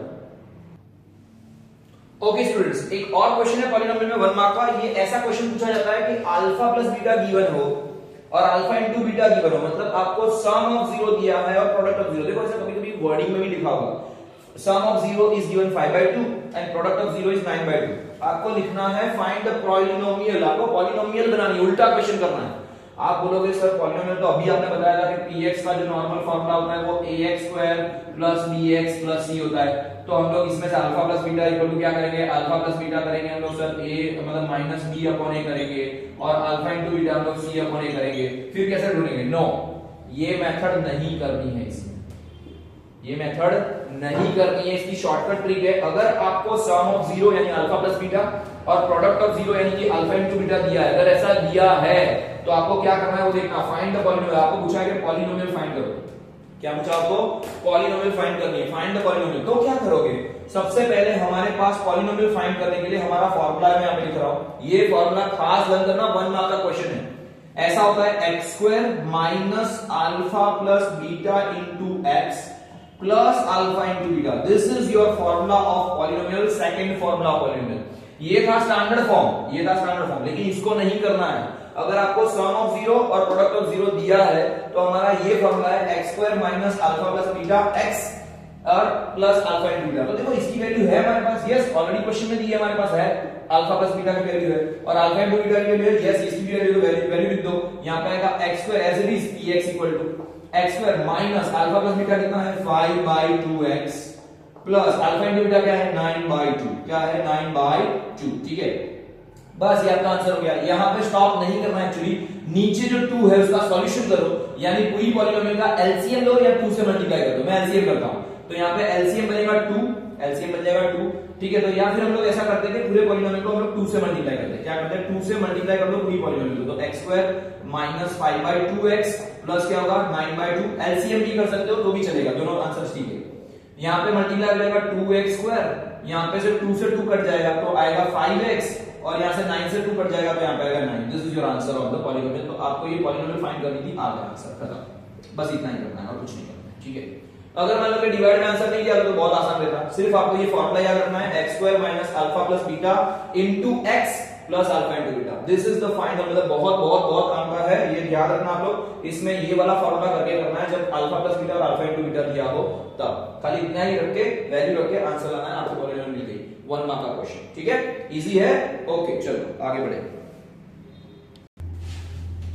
Yes students, now 1 mark question of the section A of the chapter number 3 linear pair of equations। ठीक है, linear pair of equation chapter number 3 है हमारा मैथमेटिक्स का, और उसमें से ये एक सवाल 100% 1 मार्क में पूछा ही जाता है, 100% आएगा। ये क्वेश्चन आता ही है मैक्स टू मैक्स, हर एक पेपर में होता है, तो ये ध्यान देना, हर एक पेपर में आता है। ठीक है, इसमें से 3 में से कोई एक सवाल आ सकता है। जैसे कि हमारे पास 2 लीनियर पेयर ऑफ इक्वेशन है। ये पहला लीनियर पेयर ऑफ इक्वेशन है a1x, जिसको हम लोग a1x बोलेंगे, a1x plus b1y plus equal to c1 या plus c1 equal to 0 बोल सकते, चलेगा। Then a2x plus b2y equal to c2, समझना। तीसरा चैप्टर बोल रहा हूं, इसमें से कोई एक सवाल 100% पूछ लिया जाता है, आप कोई भी पेपर उठा के देख लो। ठीक है, मैं मैक्सिमम भी आपको दिखा रहा हूं, एक पेपर है मेरे पास अभी, जस्ट मैं पेपर बता रहा हूं, मैं स्कूल का नाम या कुछ भी नहीं बताऊंगा, जस्ट मिनट, तो मैं जस्ट पेपर बता रहा हूं यहाँ पे। तो यहाँ पर ये पेपर है अभी, जैसे पहला ही क्वेश्चन है, जैसे कि लीनियर पेयर ऑफ का फर्स्ट क्वेश्चन ही दिया, सेक्शन ए का फर्स्ट क्वेश्चन है। ठीक है, तो ये मैं क्वेश्चन अभी आपको इसमें से बता रहा हूं, तो वैसे क्वेश्चंस बहुत सारे आते हैं, आपको पता चल जाएगा। ठीक है, यहाँ पर भी क्वेश्चन है मेरे पास, यहाँ पे देखो, ये मेरे पास क्वेश्चन पेपर है, इसमें है क्वेश्चन, देखो a1x, अगर आपको ध्यान से दिखेगा तो पता चलेगा a1x b1y, ये वाला क्वेश्चन ही फर्स्ट क्वेश्चन ही है, मतलब आपका सेक्शन ए का पहला सवाल ही आपका लीनियर पेयर का आता है। ठीक है, सेक्शन ए का। तो यहाँ पे देखो a1x plus b1y equal to c1, यहाँ पे है a2x plus b2y equal to c2, मतलब दो, यहाँ पे देखो लीनियर पेयर ऑफ इक्वेशन बोली, मतलब दो इक्वेशन आपको दी हुई। इक्वेशन का मतलब होता है जिसमें बीच में इक्वल टू आए, उसको बोलते हैं इक्वेशन। इक्वल टू की साइन आएगी तो उसको इक्वेशन बोलते हैं। ठीक है ना, तो यहाँ पे इसमें क्वाड्रेटिक इक्वेशंस होते हैं, यहाँ पे लीनियर पेयर ऑफ इक्वेशन। तो यहाँ पे a1 पहले वाले को बोलेंगे a1x, जो x से जुड़ता है वो a है, y से जुड़ता है वो b है, और जो किसी से नहीं जुड़ता है वो c है, मतलब कांस्टेंट रहता है। वैसे यहाँ पे a2x, b2y और c2 की पहला दूसरा है तो 1 1 लिया है, ऊपर वाले को 1 1, इसको नीचे वाले को 2 2 लिया है। अगर मान लो कि ये 3 पॉसिबिलिटी सॉल्व होती है और ये 3 में से कोई एक सवाल, फिर से बोल रहा हूं, 3 में से कोई एक सवाल 100% आएगा ही आएगा बोर्ड के अंदर। ठीक है, तो आपको ये याद रखना, a1 upon a2 not equal to b1 upon b2 not equal to c1 upon c2। ठीक है, a1 upon a2, सुनना, ये अगर मैं डिवाइड करता हूं, ये दोनों के बीच में मैं डिवीजन डालता हूं, पहले और दूसरे इक्वेशन का मैं डिवाइड कर रहा हूं। क्या कर रहा हूं, पहले और दूसरे इक्वेशन का अगर मैं डिवीजन कर रहा हूं, तो a1 upon a2 और b1 upon b2 और c1 upon c2, अगर ये तीनों तीन इक्वल नहीं आते, या a1 upon a2 not equal to अगर b1 upon b2 आए तो खत्म, वहां पे रुक जाएगा। a1 upon a2 not equal to b1 upon b2 आएगा तो वो लाइंस होगी इंटरसेक्टिंग लाइंस, मतलब ऐसी लाइन होगी, वो दोनों एक दूसरे को काटेगी और उसमें वो एक ही पॉइंट पे काटेगी, इसलिए उसमें यूनिक सॉल्यूशन यानी कि वन सॉल्यूशन मिलेगा, जो चैप्टर का मेन पॉइंट है। ठीक है ना, इसमें हम लोग जब ये चैप्टर का सॉल्यूशन करते हैं, क्वेश्चंस करते हैं, ऑलरेडी मैंने वीडियो है ही लीनियर पेयर का, आपको कभी देखना, मैंने 2 मेथड, मतलब 3 मेथड है, उसमें से भी 2 मेथड चल रही है, तो मैंने एलिमिनेशन मेथड का मैंने वीडियो रखा है, आप चाहो तो देख सकते हो। ठीक है, तो यहाँ पे a1 upon a2 not equal to b1 upon b2, अगर ऐसा है, दोनों के दोनों अगर नहीं हो रहे तो इंटरसेक्टिंग लाइन होगा, उसका यूनिक सॉल्यूशन मिलेगा, मतलब वन सॉल्यूशन मिलेगा। ठीक है, तो आपको ये लर्न करना है, ये लर्न कर ही लेना है। आपका क्वेश्चन आता है, मैं अभी क्वेश्चन भी शॉर्ट आउट कराऊंगा, पहले मैं सब समझा देता हूं आपको। दूसरा है, अगर मान लो a1 upon a2 और b1 upon b2 दोनों सेम है, दोनों का आंसर इक्वल आ रहा है, लेकिन नॉट इक्वल टू हो रहा है c1 upon c2, c1 upon c2 equal नहीं हो रहा है, तो आपको बोलना है पैरेलल लाइंस, मतलब ऐसी। आपने रेलवे की ट्रैक देखी होगी, है ना, रेलवे की पटरी ऐसी होती है सीधी, देखना रेलवे की ट्रैक ऐसी होती है और वो कभी मिलती नहीं है। आप बोलोगे सर वो तो आगे आगे मुड़ता नहीं, वो मुड़ती है तो वो भी मुड़ेगी, दोनों की दोनों ट्रैक मुड़ेगी, कभी भी मिलती नहीं है, मतलब वो दोनों पास में है, साथ में है, लेकिन वो पैरेलल है, और पैरेलल का कोई आंसर होता नहीं है, जीरो सॉल्यूशन, इसलिए नो सॉल्यूशन, जीरो सॉल्यूशन या नो सॉल्यूशन। पैरेलल लाइंस कब, जब a1 upon a2 upon b1 upon b2 मतलब इक्वल टू आएगा, ये दोनों में इक्वल आएगा, यहाँ पे नॉट इक्वल टू आएगा, तीसरा इक्वल होगा नहीं। देखो पहला क्वेश्चन फिर से बता रहा हूं, अगर दोनों में नॉट इक्वल है, a1 upon a2 not equal to b1 upon b2 not equal to c1 upon c2, मतलब ये दोनों के दोनों इक्वल नहीं है, कॉमन नहीं है, तो वन सॉल्यूशन आएगा, यूनिक सॉल्यूशन आएगा, जो सबसे इंपॉर्टेंट है, जिसको बोलेंगे हम लोग, इसको बोलेंगे इंटरसेक्टिंग लाइंस। ठीक है, इसका एक स्पेसिफिक नाम भी है, इसको हम लोग बोलते हैं कोइंसिडेंट नहीं, इसको हम लोग बोलते हैं कंसिस्टेंट बोलते हैं। क्या बोलते हैं इसको, कंसिस्टेंट भी बोलते हैं, कंसिस्टेंट, कंसिस्टेंट। ठीक है, तो कंसिस्टेंट बोलते हैं। Then a1 upon a2 equal to b1 upon b2 not equal to c1 upon c2 parallel lines। ठीक है, इसको बोलेंगे नो सॉल्यूशन, कोई सॉल्यूशन नहीं आएगा, इसमें जीरो सॉल्यूशन, जीरो सॉल्यूशन या नो सॉल्यूशन। अगर मान लो कि तीनों तीन इक्वल है, तीनों तीन इक्वल है, a1 by a2 b1 by b2 और c1 by c2 सबके सब इक्वल आ रहे हैं, तो उसको बोलते हैं कोइंसिडेंट, कॉन्सिस्टेंट हो जाएगा कोइंसिडेंट लाइंस। क्या होते हैं कोइंसिडेंट लाइंस, इसको बोलते हैं इनफिनिटी मोनिटरी सॉल्यूशन, मतलब ये लाइन ऑलरेडी ड्रॉ की है और इसी के ऊपर ही दूसरी लाइन जा रही है, दोनों की दोनों लाइन एक पे आएगी तो इन्फिनिटली मैनी सॉल्यूशन, बहुत सारे सॉल्यूशन मिलेंगे। ठीक है, मैं एक क्वेश्चन बता रहा हूं उसमें से, आपको ये रख के ही मैं क्वेश्चन बता रहा हूं। मान लो कि मैं आपको क्वेश्चन लिख रहा हूं 2x + 3y = 5, मैंने ऐसा लिखा पहला इक्वेशन, 2x + 3y = 5। दूसरा इक्वेशन में लिख रहा हूं 4x + 6y = 10। क्या लिख रहा हूं मैं? 4x + 6y = 10। अगर मैंने ऐसे दो इक्वेशन लिखे और आपको पूछा जाए कि find the number of solution, क्या पूछा है? Find the number of solution, मतलब आपको इस पे से ध्यान देना है, बस ना पे थोड़ा ध्यान देना। अगर मैंने दो इक्वेशन लिखे तो पहला इक्वेशन कौन सा है? a1x + b1y + c1, यानी ये पहला ये a1 है, b1 है और ये c1 है। यहाँ पे क्या है? a2 है, b2 है, c2। ठीक है, अगर हम लोग इसका सॉल्यूशन करते हैं, देखो ये हम लोग सॉल्यूशन करते हैं, जस्ट मैं इसको थोड़ा सा रफ कर रहा हूं, अगर क्योंकि मुझे रफ करना जरूरी है, that's why I am running here. ठीक है, मैं इसको रफ कर रहा हूं, थोड़ा सा नीचे से मैं थोड़ा रफ कर रहा हूं, तो देख लेना एक बार। आप लोग वीडियो को पॉज करके भी सब लिख सकते हो, आपकी टेक्स्ट बुक में भी सब लिखा है, आपके डाइजेस्ट में भी लिखा होगा, तो एक बार देख लेना। ठीक है, देखना मैंने ये वाला क्वेश्चन लिखा है, मतलब पहले वाले को हम लोग बोलेंगे a1x + b1y, हमारे पास ऑलरेडी लिखा हुआ है ये, तो हम लोग ये इक्वेशन को मैं इसके सामने लिख देता हूं एक्चुअली। तो ये पहला इक्वेशन है 2x + 3y = 5, ये पहला इक्वेशन लिख दिया, इसको मैं रफ कर रहा हूं। ठीक है, दूसरा इक्वेशन मैं रफ कर रहा हूं जो मैं नीचे इसके सामने लिख रहा हूं, ये है 4x + 6y = 10।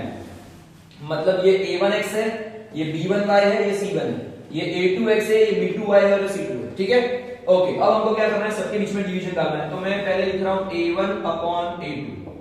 a1 कितना है मेरे पास? 2 है, तो 2/b1, सॉरी a2 कितना है? 4 है। दोनों को डिवीजन करो तो क्या होगा? 1/2। क्यों? क्योंकि 2 के टेबल में 4 आता है, 4 2 जा 4, आंसर आया हमारा 1/2। ठीक है, अब मैं b1/b2 कर रहा हूं, b1/b2 कर रहा हूं, b1/b2, b1 की वैल्यू क्या है? 3 है, पहले की वैल्यू 3 है, b2 की वैल्यू क्या है? 6 है, 3 के सिंबल में 6 आता है, यस 3 2 जा 6, तो आंसर क्या है? 1/2। देखो दोनों आंसर सेम है। तीसरा भी देख लेते हैं, c1/c2 करते हैं, c1 की वैल्यू है 5, c2 की वैल्यू 10, 5 2 जा 10, आंसर क्या है? 1/2। मतलब देखो सभी का आंसर क्या मिला? 1/2।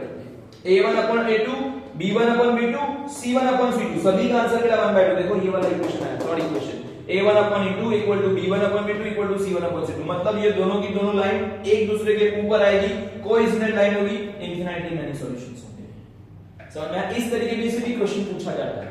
अगर मैं इसको थोड़ा सा चेंज कर देता हूं, मान लो कि मैं यहां पे कर देता हूं 12, 12 कर देता हूं, मैंने सब कुछ सेम रखा है, पहले दोनों का आंसर सेम है, 2/4, मतलब ये आ गया a1 था 2, a2 था 4, 1/2 आंसर था, ये था 3, ये था 6, तो यहां पे भी आंसर आया 1/2।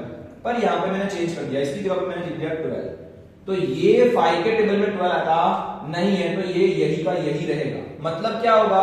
a1/a2 = b1/b2 हो रहा है, देखना a1/a2 हो रहा है, b1/b2 हो रहा है, लेकिन नॉट इक्वल टू c1/c2 हो रहा है, हमारा सेकंड नंबर का इक्वेशन, सेकंड नंबर का इक्वेशन। तो यहां पे क्या हो जाएगा? ये हो जाएगी पैरेलल लाइंस। क्या बन जाएगा? ये पैरेलल लाइंस बन जाएगी, नो सॉल्यूशन आएगा। क्या हो जाएगा? No solution. क्या हो जाएगा? जीरो सॉल्यूशन, या हम लोग बोल सकते हैं नो सॉल्यूशंस। क्या बोल सकते हैं? No solutions. ऐसे भी क्वेश्चंस पूछे जाते हैं, तो कैसी लाइन आएगी? दोनों की दोनों पैरेलल लाइंस। ठीक है, दोनों की दोनों कैसी लाइन आएगी? Parallel lines. डन। अगर मान लो मैं क्वेश्चन को और थोड़ा चेंज करता हूं, मान लो कि मैं यहां पे कर रहा हूं 7, यहां पे मैंने कर दिया 7, तो क्या हो जाएगा? पहला तो था 2/4, मतलब a1/a2 है, 2/4 मतलब 1/2 है, पर मैं यहां पे लिख रहा हूं 7/6, तो ना 7 6 के टेबल में आता है, ना 7 6 मतलब ये किसके टेबल में आता है, तो ये वही का वही रह जाएगा। ठीक है ना? और ये ऐसा है 5/12, मतलब तीनों तीन अलग है, तीनों तीन अलग, तो a1/a2 अलग है, b1/b2 अलग है, c1/c2 अलग है, तीनों तीन अलग है, तीनों तीन डिफरेंट है। तो क्या हो जाएगा? ये दोनों की दोनों लाइन कैसी बन जाएगी? इंटरसेक्टिंग लाइन होगी, और तभी इसका आंसर बनता है। ठीक है, तो इंटरसेक्टिंग लाइंस होगी, और इसमें क्या होगा? क्या होगा? यूनिक सॉल्यूशन आएगा। क्या होगा? यूनिक, मतलब एक सॉल्यूशन आएगा, unique solution. This is the 1 mark question जो ज्यादातर मैक्सिमम ये चैप्टर में से पूछा ही जाता है। ये मैंने क्रॉस मार्क नहीं किया, एक्चुअली लाइन ड्रॉ की है। ठीक है, तो यहाँ पे एक बार इंटरसेक्ट हो रही है, मतलब इंटरसेक्टिंग लाइन हो गई, और 1 सॉल्यूशन, फाइनली 1 सॉल्यूशन मिलेगा। ऐसे क्वेश्चंस बोर्ड में पूछे जाते हैं। ठीक है, 1 मार्क में। डन। तो ये था मेन 1 मार्क का क्वेश्चन था, आपको ये सीखना है। ठीक है, ओके। ये स्टूडेंट्स ऑलरेडी 1 आवर होने आ गया है मेरा वीडियो का, तो मैं सोच रहा हूँ देखते हैं, अगर 1.5 घंटे तक का वीडियो बना तो ठीक है, क्योंकि बहुत लंबा जाएगा। अगर सेक्शन ए में सारे चैप्टर्स लेने तो काफी टाइम जाएगा। एक्चुअली प्रोबेबिलिटी ने बहुत टाइम ले लिया, सॉरी फॉर दैट, बट मेरा इंटेंस था कि आपको 1 मार्क के मैक्सिमम क्वेश्चंस में करवाऊं, ठीक है। अभी मैंने फोर्थ चैप्टर लिया है क्वाड्रेटिक इक्वेशन, और उसमें भी 1 मार्क का क्वेश्चन ऐसा पूछा जाता है। फोर्थ चैप्टर में क्वाड्रेटिक इक्वेशन क्या पूछा जाता है। क्वाड्रेटिक इक्वेशन हमारा ऐसा होता है ax² + bx + c = 0। क्या है? ax² + bx + c = 0। सुनना, ax² + bx + c = 0, ये हमारा क्वाड्रेटिक इक्वेशन है। इसमें डिस्क्रिमिनेंट का फॉर्मूला एक आता है। क्या होता है डिस्क्रिमिनेंट का फॉर्मूला? है d = d मतलब डिस्क्रिमिनेंट d = b² - 4ac, ये हमारा फॉर्मूला है। d = b² - 4ac, ये हमारा normally standard form of the polynomial और standard form of the quadratic equation दोनों का सेम फॉर्मूला है। ax² + bx + c = 0। d की वैल्यू है b² - 4ac, हमारा फॉर्मूला ही है, आपको याद होना चाहिए, नहीं होगा तो ये देख के लर्न कर लेना। इसमें 3 पॉसिबिलिटी है, जैसे हमने अभी लीनियर पैर की बात की, तो वैसे इसमें भी 3 पॉसिबिलिटी है। अगर d की वैल्यू 0 से बड़ी आती है, सुनना, d > अगर 0 आता है तो डिफरेंट सॉल्यूशन। सुनना, अगर d > 0 आया तो डिफरेंट सॉल्यूशन, अगर d की वैल्यू एग्जैक्ट 0 आई तो सेम सॉल्यूशन, और अगर d की वैल्यू <0 मतलब नेगेटिव आती है, माइनस में आंसर आता है, तो नो सॉल्यूशन, वहां पे अटक जाना है, वहां पे रुक जाना है। आप बोलोगे ऐसा समझ में नहीं आया, कोई बात नहीं, मैं क्वेश्चन लेके समझाऊंगा, आपको इजीली समझ में आएगा। फिर से बता रहा हूं, अगर d की वैल्यू <0 मतलब 0 से बड़ा आंसर आता है, पॉजिटिव आंसर आता है, तो आपके जो जीरो होंगे ना, नंबर ऑफ जीरो, वो 2 ही नंबर ऑफ जीरो होते हैं। इस चैप्टर में भी 2 जीरो होते हैं, जैसे कि सॉरी इसको बोलते हैं रूट्स। जीरो तो हम लोग पॉलिनोमियल बोलते हैं, इसको बोलते हैं रूट्स। तो जो 2 रूट्स फाइंड करेंगे अल्फा एंड बीटा, वो दोनों के आंसर डिफरेंट आएंगे और आएंगे, मिलेंगे डिफरेंट अल्फा और बीटा आर द रूट्स, ठीक है। ये दोनों के आंसर मिलेंगे और दोनों के दोनों डिफरेंट मिलेंगे। अगर मान लो कि अगर d की वैल्यू 0 मिलती है, तो दोनों के दोनों अल्फा बीटा दोनों के दोनों सेम मिलेंगे। अगर मान लो कि d की वैल्यू नेगेटिव में मिलती है, माइनस में आती है, तो वहां पे अटक जाना है, क्वेश्चन का सॉर्ट आउट नहीं करना है, बोल देना है नो सॉल्यूशन, ठीक है। मैं जस्ट ये क्वेश्चन करवा रहा हूं, जैसे कि मान लो कि मैंने क्वाड्रेटिक इक्वेशन लिखा 2x² + 5x - 3 = 0 लिखा। इसका मतलब है हमारे पास ये है ax², ये है bx और ये है c, ठीक है ना, ये है c + c = 0। तो पहले वाले नंबर को हम लोग क्या बोलेंगे, यहां पे मैं नीचे लिख रहा हूं, a की वैल्यू दी है 2, b की वैल्यू हमको मिली है 5, यानी b की वैल्यू मैं लिख रहा हूं 5, और c की वैल्यू हमारे पास -3 है। क्या है? ये 3 मैंने वैल्यू लिखी है। हमको d ढूंढना है, तो d = b² - 4ac, डिस्क्रिमिनेंट का फॉर्मूला है b² - 4ac। b का फॉर्मूला, b की वैल्यू कितनी है 5, 5 का स्क्वायर करो, -4, a की वैल्यू कितनी है, a की वैल्यू है 2, और c की वैल्यू कितनी है -3, c की वैल्यू कितनी है -3। देखना, फिर से बता रहा हूं, यहां पे मैंने फार्मूला में वैल्यू रखी है, b का वैल्यू है 5, 5 का स्क्वायर, -4 यहां से लिखा, a की वैल्यू 2 है और c की वैल्यू -3 मैंने लिखी। 5 का स्क्वायर क्या होगा 25, -4 2 जा क्या होगा 4 2 जा 8, 8 3 जा 24, लेकिन माइनस माइनस क्या हो जाएगा +24, आंसर बन रहा है 49। तो यस, d की वैल्यू बन गई 49, > 0 है, तो यस इसका सॉल्यूशन बनेगा, इसका सॉल्यूशन बनेगा। मतलब इसके सॉल्यूशन कैसा होगा, पहले वाला आंसर का डिफरेंट सॉल्यूशन। हमको अगर सम शॉर्ट आउट करना तो कर सकते हैं, लेकिन यहाँ पे इतना ही है, तो हमको लिखना है कि डिफरेंट सॉल्यूशन मिलेंगे। कैसे मिलते हैं मैं जिस बता देता हूं, अगर लिखना है तो हम लोग लिख लेते हैं। देखो 5 + 4 9 और 2 + बराबर है, तो हम लोग इसको √d निकालेंगे। √d = कितना होगा, √49 कितना होता है, √49 किसका स्क्वायर है 7 का, तो 7 > 0 आ गया ऑलरेडी, तो हमारे लिए आंसर बन जाएगा। देखते देखो मैं आपको आंसर बता रहा हूं कैसे आंसर बनते हैं। यहां पर हम लोग आंसर लिखने जा रहे हैं, मैंने थोड़ा रफ कर दिया, आप एक बार पॉज करके देख लेना, ठीक है। अब जैसे मुझे जीरोस ढूंढने हैं, मैं सम भी बताता हूं कि 2 मार्क्स का सम भी ऐसा पूछा जाता है। तो alpha and beta = -b plus और माइनस √डेल्टा, यानी discriminant upon 2a। This is the answer of the बोलते हैं रूट्स का, ये क्वेश्चन का रूट्स का ये फार्मूला है, रूट्स ढूंढने का फार्मूला है, -b प्लस और माइनस √ डिस्क्रिमिनेंट अपॉन 2a। तो क्या करेंगे यहाँ पे, अभी वैल्यू रखनी है सबकी। अब देखो मेरे पास वैल्यू थी, a की वैल्यू 2 है, b की वैल्यू 5 है और c की वैल्यू -3 है। इसमें एक्चुअली c की वैल्यू जरूरत नहीं है, c आता ही नहीं इसमें, ठीक है। ये सिर्फ डिस्क्रिमिनेंट के फार्मूला में ही लेना है, ये तो हमने ऑलरेडी कर लिया, डिस्क्रिमिनेंट का फार्मूला करके हमने आंसर लाया है। तो 0 से बड़ा है, तो 0 से बड़ा मतलब 2 सॉल्यूशन मिलेंगे, देखते हैं। तो अल्फा बीटा का ये फार्मूला है, मैं यहां पे थोड़ा लिखूं, वैसा करूं ताकि आपको पता चले।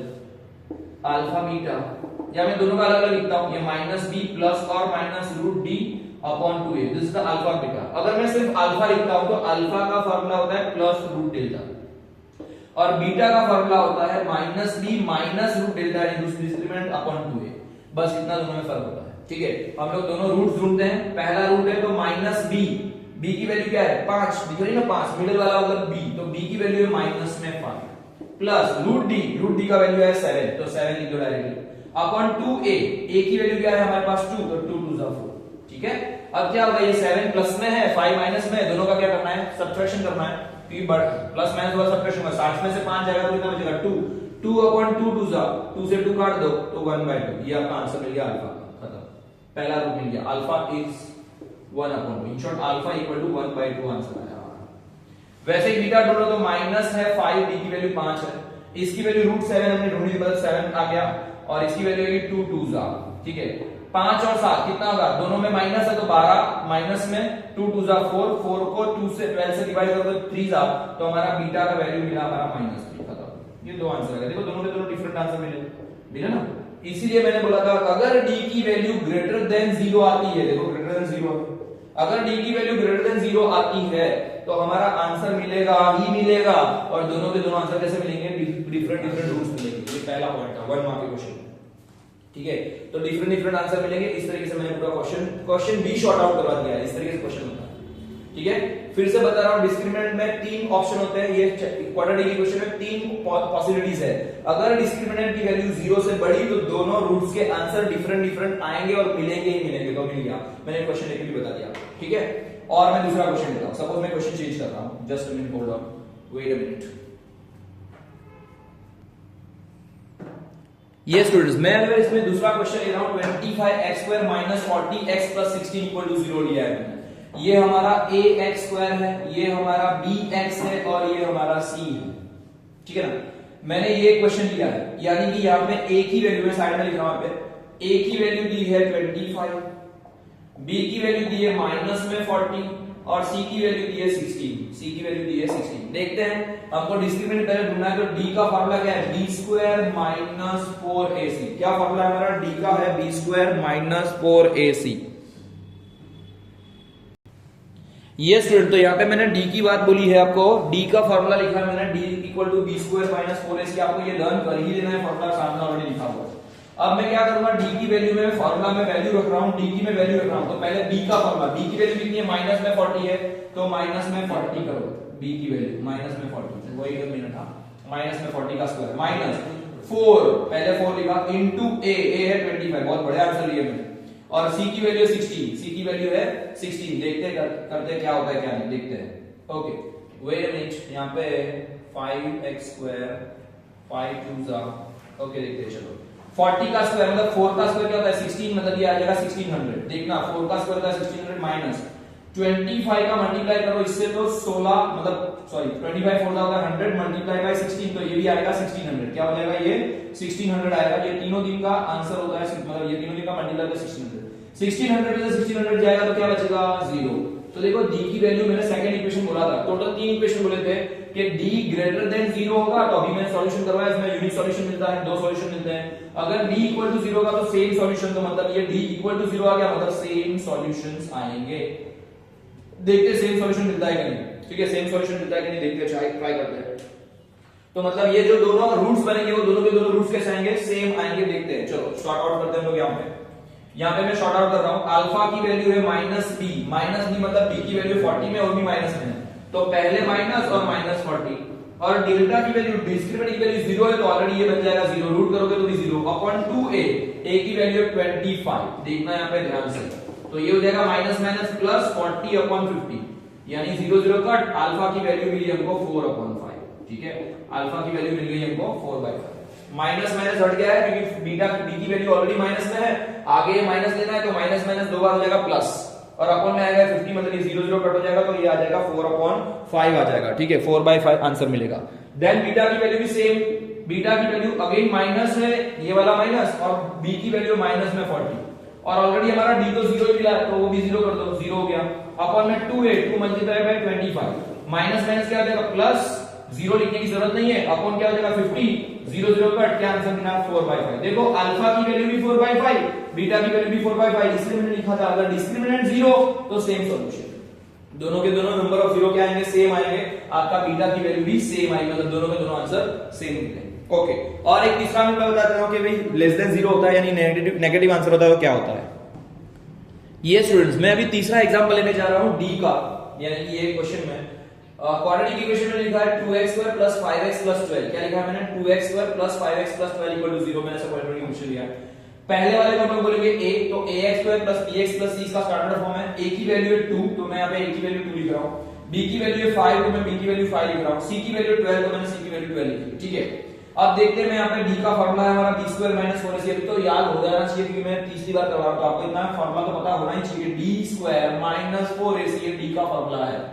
इसके फार्मूले में से वैल्यू रखोगे तो b की वैल्यू, b मतलब सेंटर का फिगर है, तो ये कितना है 5 का स्क्वायर -4 इन ये सबका भी मल्टीप्लाई इनटू a की वैल्यू 2 और इनटू c मतलब 12। 5 का स्क्वायर क्या होता है 25 माइनस 2 4 जा 8 8 मल्टीप्लाई बाय 12 करोगे तो 96, मतलब ये होगा 12 8 जा 96। देखो 25 छोटा है, 96 बड़ा है, आंसर रहेगा नेगेटिव में, बड़े वाली साइन क्या आएगी, तो 96 में से 25 को माइनस कर दो 1, यहाँ पे बचेगा 7, माइनस में 71। d का वैल्यू है नेगेटिव मतलब लेस देन 0, तो नो सॉल्यूशन, यहाँ पे आगे बढ़ना ही नहीं है, हमको लिख देना है, खत्म कहानी। क्या हो जाएगा? नो सॉल्यूशन, ये बनेगा ही नहीं, सॉल्यूशन रूट्स बनेंगे ही, खत्म कहानी। यानी मैंने टोटल 3 क्वेश्चन बताए, मैंने आपको 3 तरीके से बताया, 3 चीजें बताई आपको। क्या बताया? अगर मान लो कि d की वैल्यू, मैंने पहले ही बोला था, अगर मान लो कि d की वैल्यू ग्रेटर देन 0 आ रही है, मतलब कोई पॉजिटिव नंबर मिल रहा है, 0 से बड़ा मिल रहा है, 1 2 3 4 5 कोई भी नंबर, तो वो उसमें डिफरेंट 2 अलग अलग सॉल्यूशन मिलेंगे। क्या मिलेंगे? रूट्स जो होंगे ना, अभी हमने रूल है अल्फा और बीटा, वो दोनों के दोनों आंसर मिलेंगे ही मिलेंगे, दोनों के आंसर अलग अलग आएंगे। अगर मान लो कि d की वैल्यू एग्जैक्ट 0 है तो सेम सॉल्यूशन आएंगे, यानी कि दोनों अल्फा और बीटा सेम सॉल्यूशन। अभी मैंने वीडियो में लिखा है, वीडियो में बताया आपको, तो वीडियो देख लेना, फिर से पॉज करके आप वापस बैक करोगे, आपको पता चल जाएगा।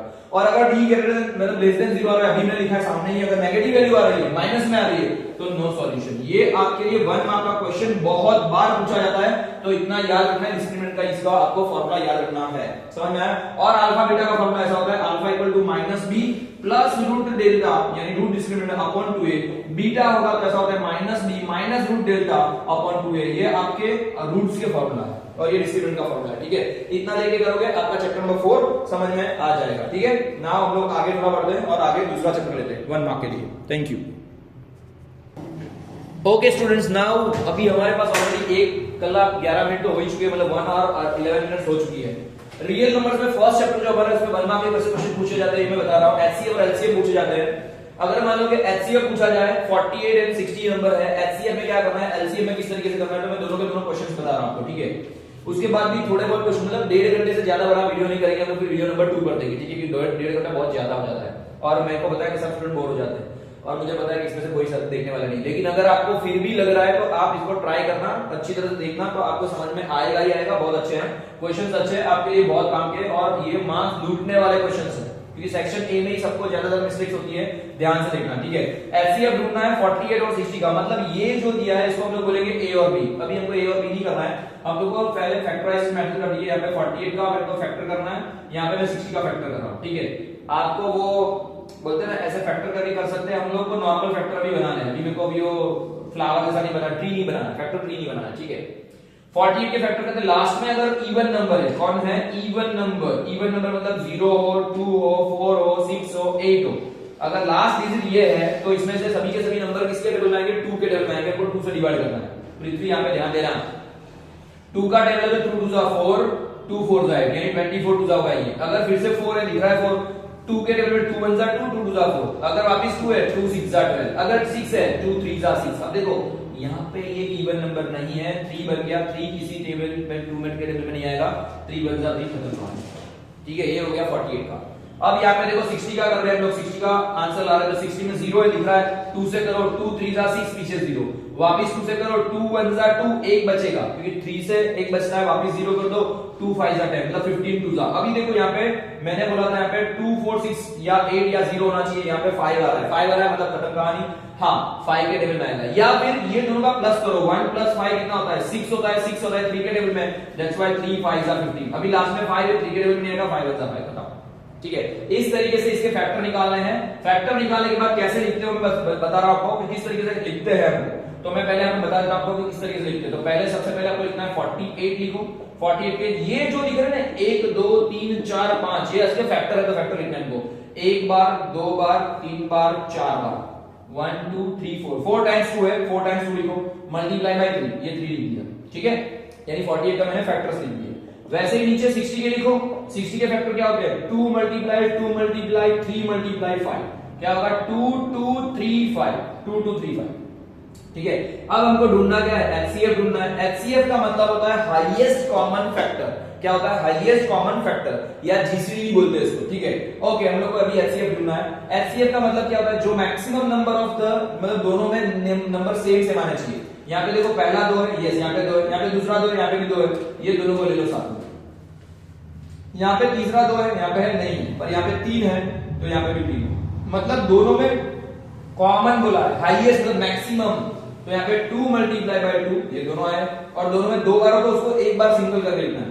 3 मल्टीप्लाई मतलब 3 आएगा, दोनों में होना चाहिए, उसको सिंगल बार लिखना। 2 2 3 2 2 3 5 है तो यहाँ पे 5 है, नहीं है, यहाँ पे 2 बार 2 है, यहाँ पे है नहीं है। ओके, ये बन गया एचसीएफ। तो क्या बनेगा 2 2 4 4 3 12, इट इज योर आंसर। तो क्या होगा 48 और 60 का एचसीएफ बनेगा 12। क्या बनेगा 48 और 60 का एचसीएफ बनेगा 12। बहुत ही इजी क्वेश्चन है, 1 मार्क का क्वेश्चन है, बहुत आराम से आप लोग 1 मार्क ला सकते हैं। ओके, अब हमको एलसीएम भी ढूंढने का बोला है। एलसीएम के लिए फॉर्मूला है, अच्छा मैं पहले इसको रफ कर रहा हूं क्योंकि मेरे पास जगह कम है, तो मैं इसको पहले रफ कर रहा हूं। समझ में आ गया? आप लोग वीडियो को पॉज करके लिख सकते हो। ठीक है, ओके फाइन। अब हम लोग देखते हैं यहाँ पे एचसीएफ हमारा 12 है, उसको मैं लिख के रखता हूं। एचसीएफ मिला हमको 12, एचसीएफ हमको मिला है 12। ठीक है, अब मुझे ढूंढना है एलसीएम। तो एलसीएम का फॉर्मूला है LCM of A B equal to A multiply by B upon HCF of A B. आप बोलोगे सर ये कहां से लाए? एक्चुअली हमको एलसीएम का फॉर्मूला है, देखो एलसीएम का फॉर्मूला ऐसे ही करके लिखना है।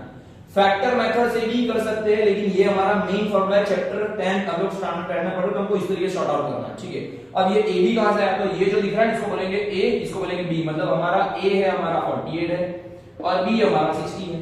ठीक है ना, तो हमको एलसीएम ढूंढना है, तो मतलब एलसीएम ऑफ 48 एंड 60 में ऐसा होगा, पहले दोनों का मल्टीप्लाई, ये दोनों का मल्टीप्लाई करो, तो 48 मल्टीप्लाई बाय 60 डिवाइड बाय क्या आएगा, जो एलसीएम हमने ढूंढा, एलसीएम हमारा क्या आएगा 12 से, और ये दोनों के टेबल में मतलब आएगा, ये दोनों के साथ में डिवीजन होगा क्योंकि एलसीएम मैंने कॉमन नहीं लेगा, मैं इसको इससे डिवीजन कर रहा हूं, तो क्या हो जाएगा 12 4 जा 48। 12 का अगर टेबल पता है तो 12 का टेबल बोलोगे 12 1 जा 12, 12 2 जा 24, 12 3 जा 36, 12 4 जा 40। ठीक है, तो यहाँ पे क्या आएगा 4 मल्टीप्लाई बाय 60, 60 का मल्टीप्लाई 4 से करोगे, 4 6 जा 24, 240 इज द आंसर। क्या बनेगा 240 इज द आंसर। इस तरीके से एलसीएम ढूंढना है। ठीक है, एलसीएम आपको ऐसे करना है। अच्छा, आप बोलोगे सर अगर ये याद नहीं रहा हम लोग फैक्टर मेथड से करना चाहते हो तो कर सकते हो, ये वाला जो फॉर्मूला था वो लिख दो वापस, ये वाले जो नंबर है ना वापस मैं लिखता हूं। चलो मैं इसमें आपको लिख के दिखा रहा हूं। हमारा था 48 और 60 का क्या था, तो 48 के मतलब था 48 का इस तरीके से था, हम लोग ने एलसीएम ढूंढा था 2 मल्टीप्लाई 2 मल्टीप्लाई 2 मल्टीप्लाई 2, 2 2 जा 4, 4 2 जा 8, 8 2 जा 16, 3 जा 48। यहाँ पे आया 16, तो 2 multiply by 2 multiply by 3 multiply by 5, 2 2 जा 4, 4 3 जा 12, 12 5 जा 60। ठीक है, ऐसा था। हमने एचसीएफ कैसे ढूंढा था, ये दोनों कॉमन थे और ये 3 3 कॉमन था, ऐसा करके हमने एचसीएफ ढूंढा था 12, है ना, क्योंकि हमने 2 2 मतलब लिखा था हमने 2 मल्टीप्लाई 3 आंसर लाए थे 12। इस तरीके से हमने एचसीएफ ढूंढा था। अब मान लो कि फैक्टर मेथड से आपको एलसीएम ढूंढना था, आपको एलसीएम ढूंढना था फैक्टर मेथड से, तो एलसीएम में आप ऐसा भी लिख सकते थे, पहले लिखना है HCF multiply by rest of all numbers, rest of all numbers. तो एचसीएफ आया था हमारा 12, यानी 12, ये जो राउंड किया ना उसको नहीं लिखना है, उसके अलावा जो बचे हैं वो सबके सब नंबर ले लो। तो 2 2 जा कितना होगा 4 और यहाँ पे 5, तो क्या होगा 12 4 जा या 12 मल्टीप्लाई बाय 4 5 जा कितना होगा 20, और 12 2 जा 24 पीछे 0, तो भी आंसर वही का वही सेम आएगा, वही का वही। ये थी फैक्टर मेथड, बट ये था 7 और 8 स्टैंडर्ड। ये क्या था 7 और 8 स्टैंडर्ड जो 10th में नहीं चलता है, इसलिए हमको 10th में ये मेथड से ही करना है, ये कॉमन मेथड से नहीं करना है, हमको ये वाली मेथड चलानी है। ठीक है, हमको क्या करना है एलसीएम करना है। एलसीएम का फॉर्मूला है a into b upon HCF of ab। इस तरीके से करोगे, कोई भी नंबर दिए हो आप इस तरीके से शॉर्ट आउट कर सकते हो। ठीक है, आगे और नंबर लेके आप इस तरीके से फैक्टर करके भी क्वेश्चन कर सकते हो। इसमें से एक क्वेश्चन पूछा जाता है, हाँ और भी एक क्वेश्चन पूछा जाता है रूट वाला, यानी कि इरेशनल नंबर वाला, वो भी मैं एक बार शॉर्ट आउट करा देता हूं। ओके स्टूडेंट, यही चैप्टर के अंदर 1 मार्क का एक और क्वेश्चन पूछा जाता है इरेशनल और रैशनल नंबर के बारे में। इरेशनल और रैशनल नंबर के बारे में, अगर इरेशनल नंबर किसको बोलते हैं, जैसे कि √2 है, √3 है, √5 है, √7 है, √8 है, ये सब के सब इरेशनल, मतलब जिसका परफेक्ट स्क्वायर नहीं होता है।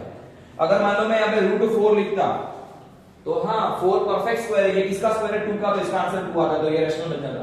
अगर मैं रूट 9 लिखता तो 9 किसका स्क्वायर है, 3 का, तो इसका स्क्वायर रूट निकलता है। अगर मैं रूट 25 लिखता तो 5 का स्क्वायर तो निकलता है।